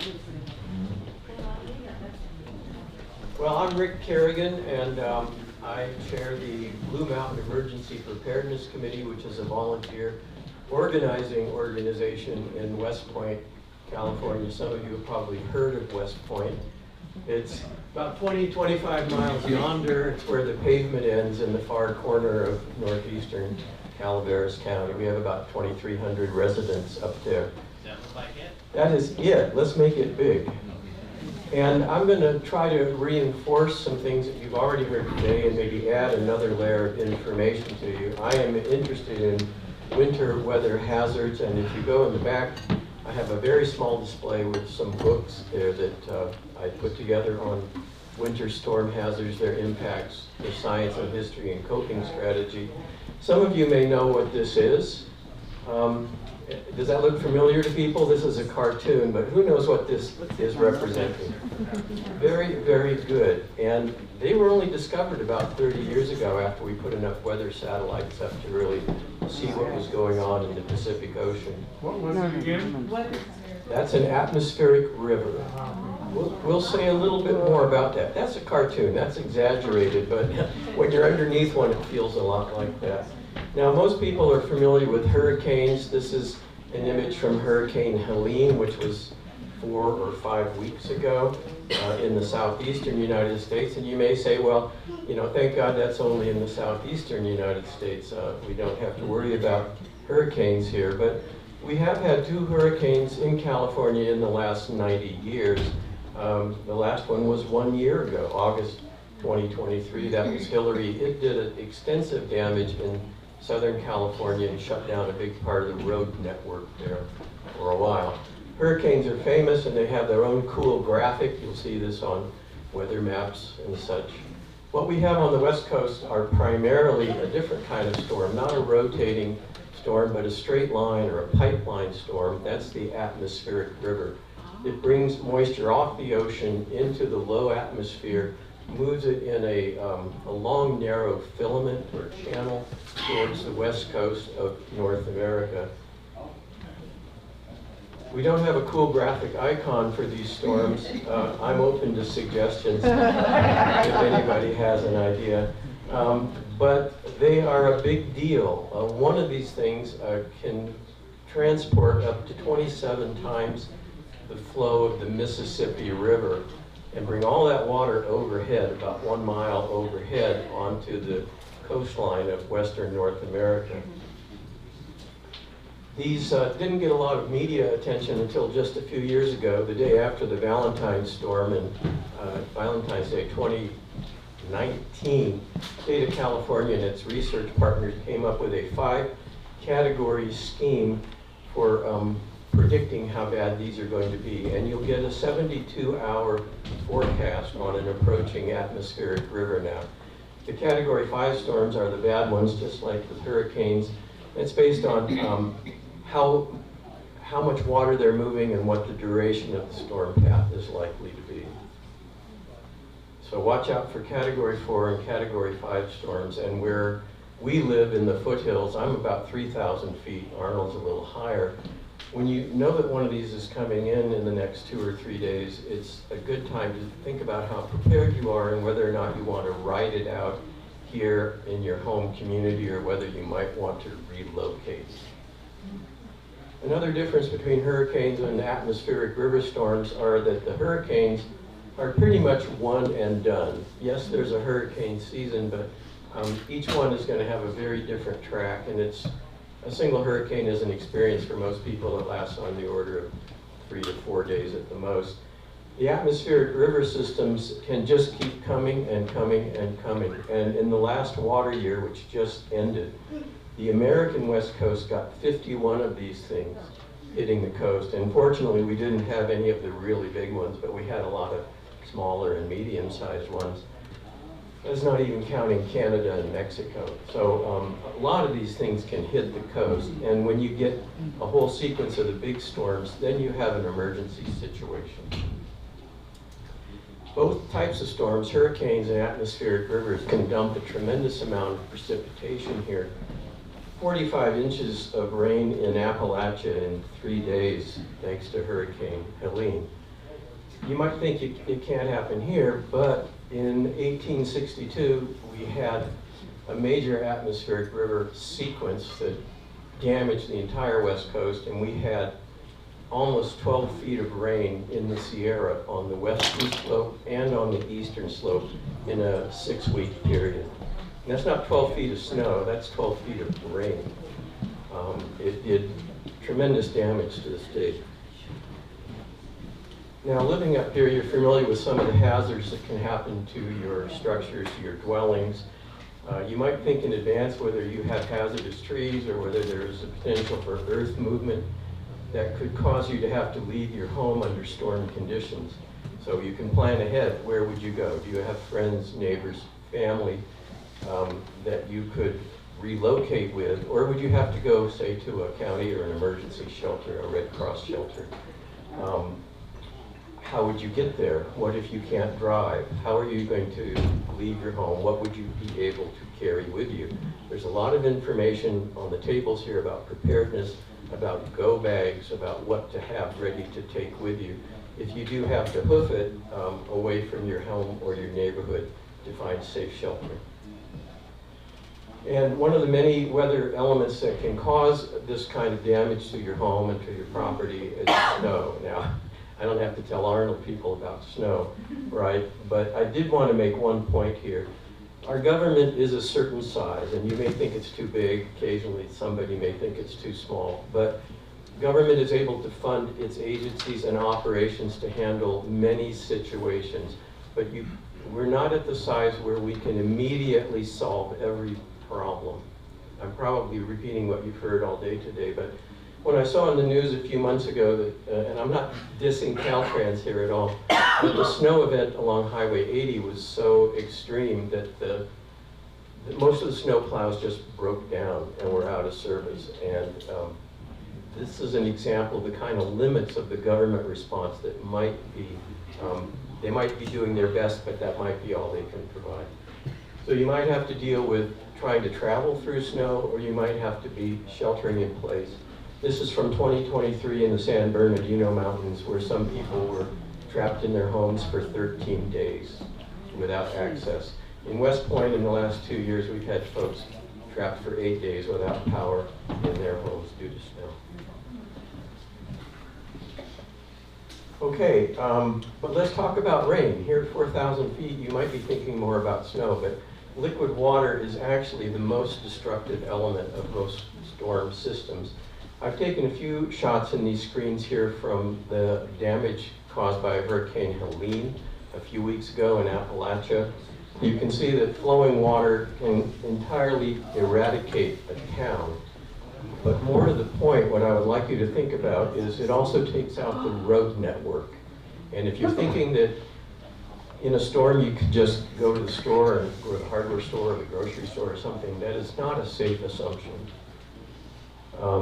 Who would have thought we'd see traffic signs that say, avoid driving in the western half of a state? But that's what they were dealing with 4 or 5 weeks ago. And the damage here was so extensive, it was hundreds of square miles where you simply could not travel overland due to the effects of mostly rain in this hurricane system. Asheville, a community that prided itself on being immune to climate impacts and weather disasters, lost all 4 of its interstate connections simultaneously, and it was well and truly isolated for a while, at least in terms of overland travel. And you may say it can't happen here, but again, historically we have seen extreme weather in the California foothills, and the terrain here is not that dissimilar from the Appalachian mountain terrain. Well, let's bring it closer to home. Let's just take a look at the Angels Creek drainage here, which is not a big one, but I'm sure it's familiar to you because you live in it or drive along it a lot of the time. You may know where this is. It's just east of Murphy's. What are the kind of hazards, or what are the kind of potential impacts and hazards that a storm system can have on the road network? Well, as you drive these roads, you might look at 3 things. You might look on the uphill side of the slope and imagine what is the potential for earth or rock to give way and block the road. What is the potential for the roadbed itself to be compromised? And again, I'm not going to diss CalTrans, but we don't often think about culverts. The state highway system has about 200,000 culverts just in the state highways. And the state inventory says that 10% of those, or 20,000, are in poor condition. And when a culvert goes, the whole roadbed can go. There can be other things that cause the roadbed itself to become compromised. Last but not least, if you have a stream along the road, you may not have an easy time imagining it flooding, but the water does not actually have to cover the road to do damage to the road that can make it unusable. Just the force of the water in this area can actually scour out the material and begin to erode the roadbed itself. I think I have a little picture.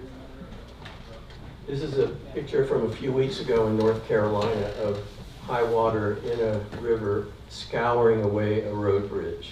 And this is a video. You can see the whole road bridge just heads down the river. So scouring of creeks and rivers that are not necessarily completely flooded is an important factor in what can happen to the road network. Culvert failure. You can only lose 10 or 12 feet of a road and it becomes unusable. And this is a culvert on a county road in Santa Cruz County from last year. And this is the effect of water on soils and earth movement on roads. Again, this is Santa Cruz County from last year. So as you drive the roads here, especially if you're thinking, oh, I might take the Avery Road to Sheep Ranch or loop around to Murphy's, or I don't think you're going to be on Summit Level Road going over to Railroad Flat in the wintertime. But just try to imagine the impact of weather on the roads that you rely on to get around. Let's just take a hypothetical example here, and these are made up numbers, but they're not unrealistic. Let's take a look at where Angels Creek hits Highway 49. This would be where old Highway 4 came down at the lower part of Angels Camp. That's the bridge. I think it was built in 1910. Does anybody know if I'm right? Well, it's an old bridge. It's right there under Highway 49. The area underneath the bridge, if you measure it and look at it, it's about 350 square feet. This is for people who like to do math, just for the heck of it. So you got about 350 feet of cross-section that the water can flow through. And let's just imagine now, using some hypothetical numbers, but realistic for an extreme storm. If you had 1 hour of steady rain on this watershed, and it's a 20 square mile drainage, and let's say that there's already base flow, substantial base flow in this creek because it's a wet winter. Maybe there was snow on the ground up in the higher elevations, so the rain is melting that snow. The soil is saturated because, again, it's a heavy storm. You might have 120,000 gallons per second flowing under that bridge, or attempting to flow under that bridge. To do that, it has to be moving about 31.5 miles per hour. And if it can't do that, or if there is turbulence, or if there's vegetation debris in the channel, then it's not going to clear that bridge. Incidentally, that fire hose is probably shooting less than 31.5 miles an hour of water velocity. So you can see this would be an extreme situation. And that's why we may sometimes have concern about the effect of stormwater on some of these road network structures. The good news is that the re-engineered new Highway 4 going this way is probably immune to that kind of thing, but other roads are not. And so even if you can't travel south at this point in a storm like that, you might want to travel north on 49 and go see your elected officials in San Andreas and see what they have to say. But look, in a little while you're going to be coming to places like this on Highway 49. This is Third Crossing. Does everybody know where that is? Okay. This is a flood map forecast from an insurance rating agency called the First Street Foundation, and they have a lot of useful information. This is their model of the flooding that would occur in what they call the 1% chance flood, which we usually know as the 100-year flood, and I don't like that term. But every year there's a 1% chance of seeing a flood like this, according to their maps. That's what Highway 49 looks like at Third Crossing. And you might say, well, what is that map telling us? Where would that flood water come to? Would it come here? Would we be driving through that water across the bridge? Well, according to the map, it would be about that high. And in fact, where I live in Canyon Country, north of here, on the McCullamy River, we're seeing predictions of about 80 feet of water in the upper McCullamy. And you hear stuff like this, and your mind kind of boggles, and you're saying, what the hell? Is this guy serious? How could that possibly happen? Well, unfortunately, we all have a part of our brains that tell us to ignore these kinds of warnings and these kinds of facts and just be comfortable. Unfortunately, this is not a survival trait in humans, and we have to learn to think past this superficial kind of dismissal of threats and start taking them seriously. Why? Because we should prepare. In terms of preparation, you might be interested to know that the California Office of Emergency Services, their official 2018 Northern California Catastrophic Flood Response Plan, is planning for a major storm event that would affect all of this area. And this is based on the 1862 experience, but that storm also took out things in British Columbia, northern Mexico, and New Mexico. It could happen again. That's why everybody and their Uncle Samuel is really trying to tell you to prepare for these kinds of emergency situations. And there are several tables here that have excellent checklists and guidance on exactly how to prepare. And I'm here to say, please pay attention. Please take it seriously. Our little group up in West Point, the Blue Mountain Emergency Preparedness Committee, is, among other things, we are trying to reach out to our community and bring the same type of information on preparedness and hazard mitigation that this community is doing here in this wonderful event. And so we put out simple things. You'll see on these tables today a lot of checklists. Here's a little one from us. But how many people have an emergency food pantry? If you don't mind sharing, how many people have a week's supply of emergency food handy? I see a lot of hands, and if your hand didn't go up, please, if you would, consider doing some shopping and getting some shelf-stable foods that can get you through a winter storm emergency. So what's our responsibility? I mean, we pay taxes, we have a government, we make donations to NGOs like the Red Cross and other volunteer organizations. Well, we've got a lot of government agencies that take responsibility for reducing and mitigating these hazards. We have a lot of volunteer organizations here that are also involved in responding and caring for populations that are affected by disasters. Well, what's our role? Well, all of these agencies will tell you that we do have a role. We can't just sit back and wait to be rescued and fed. We have to do as much as we can on our own initiative. And the nice thing about this is that this is the part we can control. This is where we do have power to plan ahead, to get supplies, to make preparations and checklists to stock a pantry. So really, the best way to ensure that there's no donut hole in the middle of this pie is for us to go the extra mile and do everything we can to make sure that we're prepared. Because the less burden that we place on our responders, the more able they are to take care of people in actual emergency situations. This is McCullum Hill from last year. So I want to thank you for your time and tell you these events are uncommon, perhaps rare, but they can happen. They will happen again. In an emergency situation, you may not get a do-over. You may not be able to say, well, I learned my lesson that time. This morning, today, here, this is the lesson. I hope you will pay attention. Don't get into harm's way before you begin to take this seriously. If you're fascinated by extreme weather events, I do have a book that's back there, and I'll be there to meet you later in the morning. And again, thank you for your attention.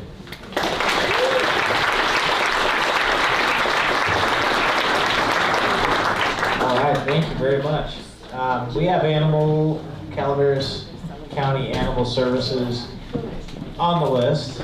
I don't think I got a presentation from them. You want to say a few words? Yeah.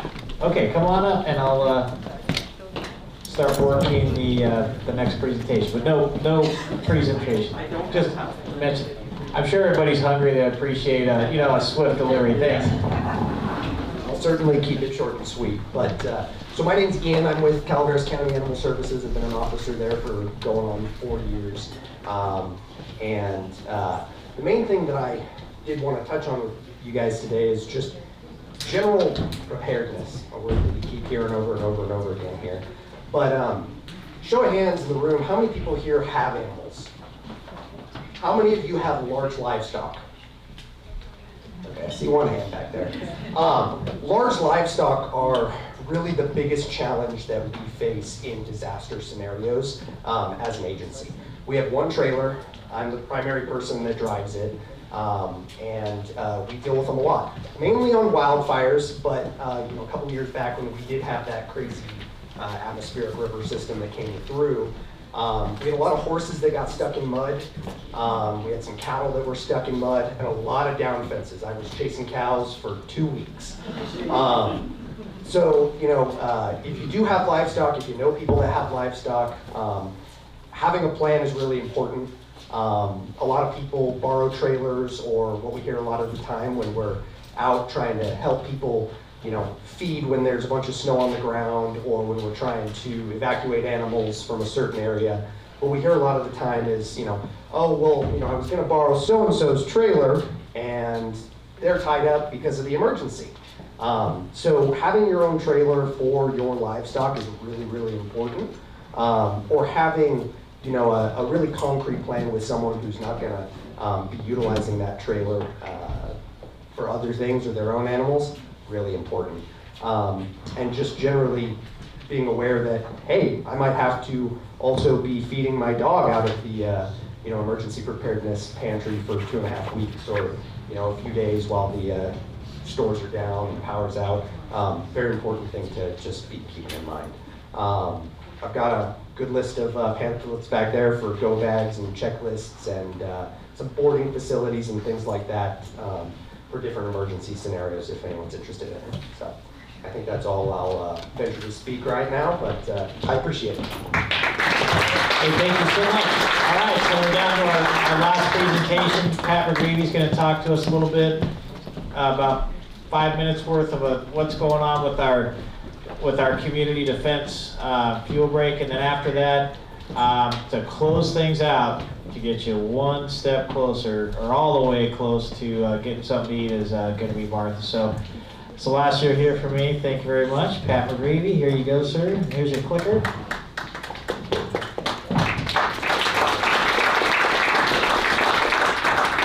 So I'm Pat McGreevy right there, and I'm here representing the Calaveras Forestry team, and we're a bunch of some of us are retired and do-gooders, and so after the Butte fire, we formed, and our goal is to prevent another catastrophic fire to Amador and to Calaveras counties.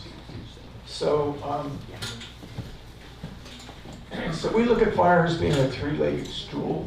So we have the effective wildfire response folks like Ebbetts, Tass, Murphy's, and CalFire. And then we have fire adapted communities, home hardening, defense space. That's what all of us folks are supposed to be doing for ourselves. And then we have people like, what our interest is in resilient landscapes. So we operate with the Forest Service, BLM, SPI, ranches, water districts, and what we're talking about is field breaks that are 1,000 acres in scope, something like that. We're not interested in little tiny field breaks. So I would like to talk about just one slide on CalFire, worthy CalFire and effective wildfire response, and then I'll spend the rest of the time talking about field breaks in Calaveras County. So every morning when I get up and start my computer, I always go to the CalFire emergency incidents, and I'm really looking at our community to see, do we have any fires going on in our community? So I snapped this screen from yesterday. So as of yesterday, and it really represents this fire season. The CalFire reports that they've had 487,000 emergency responses in the state of California. I find this really remarkable.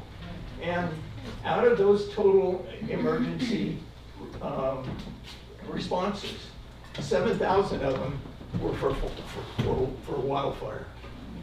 CalFire divides they classify fires in this slide as being small fires, less than 10 acres, or big fires, more than 10 acres.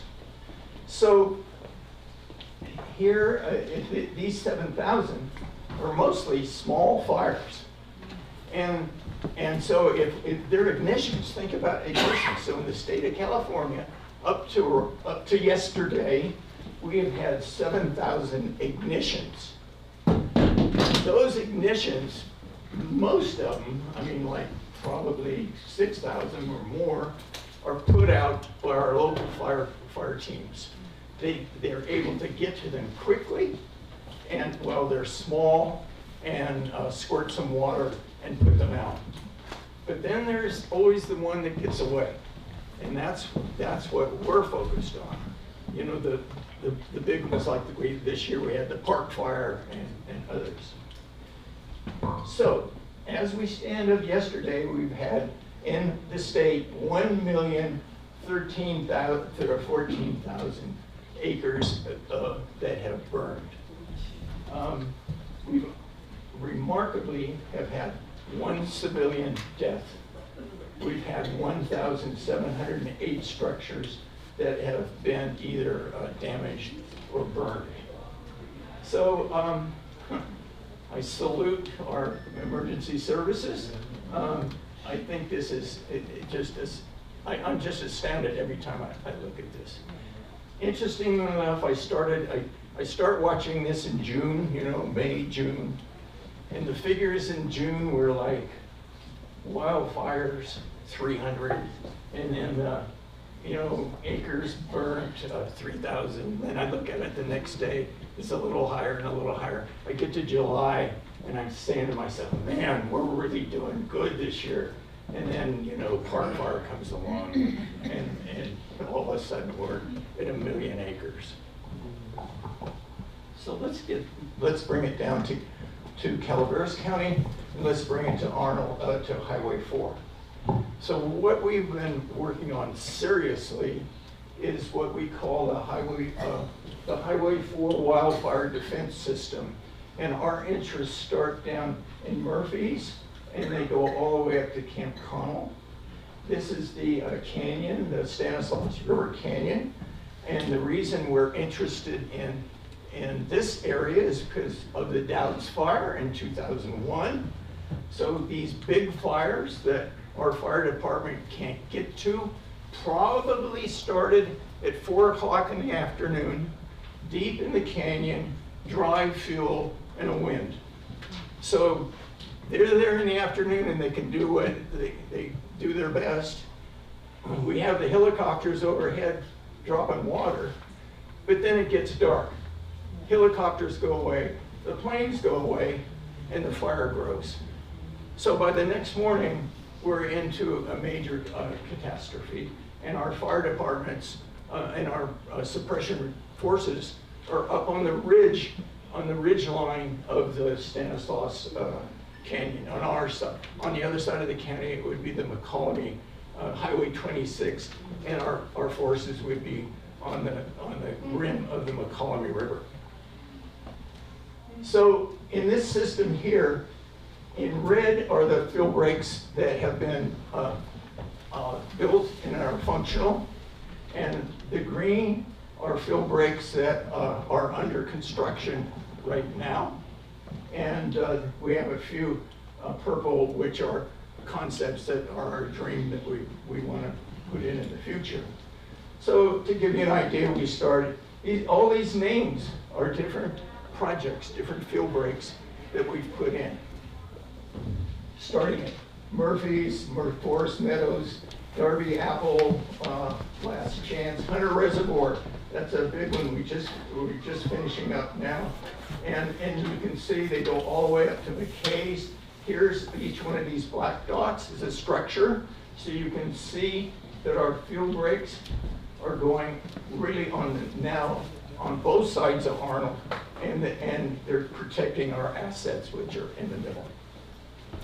This whole system is about 8,500 acres now.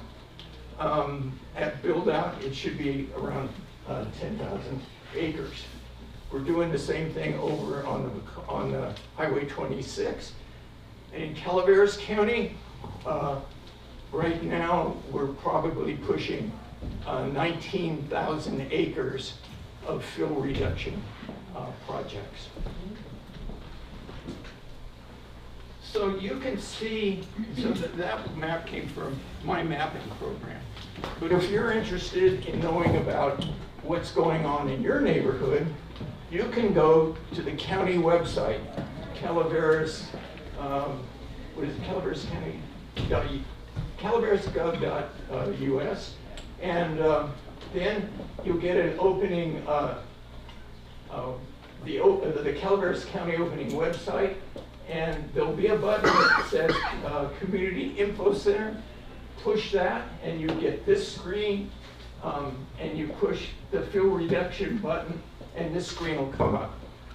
So here's all the fuel breaks in Calaveras County. There's some in Amador County and some in Tuolumne County. And then if you get to this site, you can zoom in, and here I zoom in on the fuel breaks around Arnold, which is here, and the fuel breaks going on this side of Arnold, and the fuel breaks going on that side of Arnold. So it's all there. You can see what's going on in your community and get involved to improve your situation. So we don't do this obviously alone. And here are our collaborators. There's 13 of them on this slide here. I think of most of them are probably in the room now and have talked to you already. But the reason I'm showing you this slide is because I just said we have 19,000 acres in Calaveras County, maybe 9,000 acres on Highway 4, and we have to start thinking about maintenance. You know, if we don't maintain these, they're going to disappear, and we'll leave it to the next generation to start all over again. So when we talk about maintenance on Highway 4, our fuel brake functionality lasts between 5 and 10 years. So as an example, you guys drive by the CCWD wastewater treatment plant across the street from the taco truck, and when we treated that maybe 4 years ago or 5 years ago. I just drove by it this morning. I looked over there and said, oh my God, it's, you know, the brush is growing back. I think it's real fertile land over there on your wastewater treatment plant. So we got to do something, you know, like pretty soon, else we're going to lose it. And so the essence of this slide is, I do some wild calculations. And so if we say that we need to do something every 10 years to our fuel breaks, then we need to manage on the Highway 4 system, we need to manage about 1,000 acres per year. And at a cost, if you're going to masticate it, this is based on $1,000 per acre. We would need each year to treat 1,000 acres, and that would cost $500,000. I just got, recently we talked to a contractor, and he said he would do it for $500 an acre. So if we've done our initial entry, and all the heavy brush is gone, and the small brush is coming up, you don't need great big pieces of equipment to come in, which we pay now at the rate of around $2,000 to $3,000 an acre. So you would need a smaller machine, a small skid steer, and it would he was saying he thinks it would cost $500 an acre. But the point is that we need a structure, an administrative structure. We need people to go out and to secure the grant money to maintain these fuel breaks. Oh, forever. So, the CalAm team, we favor a countywide an office in the county administrative office, right underneath the executive officer in Calaveras County. And the reason we like that is in order to maintain the system, it's owned by that dozen different landowners. So you need somebody like county that can deal with all these different landowners, SPI, Forest Service, BLM, and bring all those people together to the table get the grant money and monitor and be able to monitor all these fuel breaks to say which fuel break needs maintenance in what year.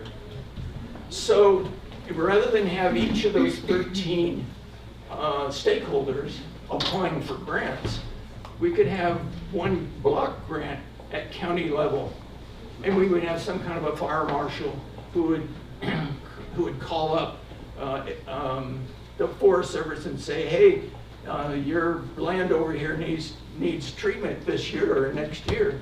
Here's the money, let's get on with it. So we don't have to really get down to and design a whole new program. El Dorado County's already doing this. El Dorado County's lucky because one of their residents is a guy named Ken Pimlott. Ken Pimlott was the head of CalFire for, I suppose, 10 years. He retired a couple years ago. So Pimlott really knows a lot about fire and how to put it out. And he designed an office in El Dorado County, and this is the web page that they have up. So everything you need to manage fuels in the future is right here. You need a strategy, defensible space program, home hardening, online mapping tool, Firewise communities. Here's a Weber Creek project. Community wildfire protection plan, very important. Public outreach, insurance information, vegetation management, and resources.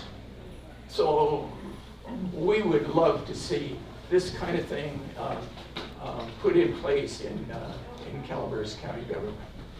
And thank you very much.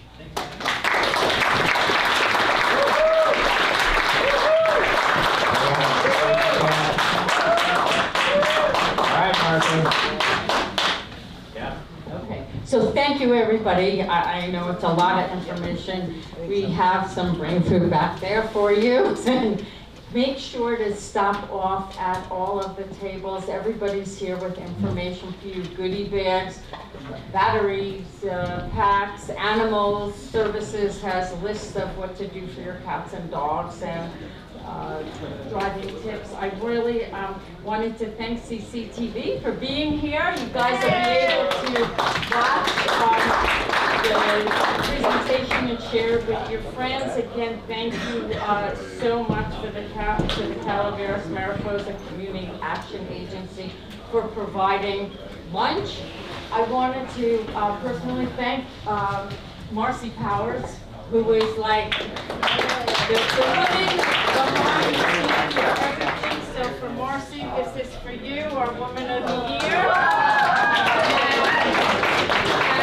And thank you. It really takes a lot. Thank you to the community for coming out. It's far to drive to San Andreas, for meetings, and thank you to all the agencies that came up here, so we didn't have to do that. It's really a great opportunity for us to hear from you. Pat and Pete, thank you so much. They really are responsible for making sure the fuel breaks happened. And wait, hold on one sec. I wanted to thank Terry Woodrow coming down all the way from Alpine County. They work with us, Calaveras, to make sure that roads are safe, fire is safe, a really great collaboration. So thank you so much. Mike, of course, thank you so much for putting this together and getting making this happen. I forgot to say one thing. When I made this slide presentation yesterday, I started to put in pictures about fuel breaks, and I said, why the hell am I doing this? You guys see the fuel breaks every day. So when you drive up Highway 4 and you get to the the Forest Service Ranger District, and you round the corner and look to the left and to the right, and look up that, remember the area where the school is, that Avery Middle School. Remember? In 2015, it was all pine trees. Then we watched them all die off and fall down, and now it's, we just cleaned it up. So take a look on both sides and you can see the fuel rates. Next bill that you can donate to our next Firewise meeting. We do this on a shoestring. We thank the county for our printing through EPOC. And here's our bill. Thank you so much.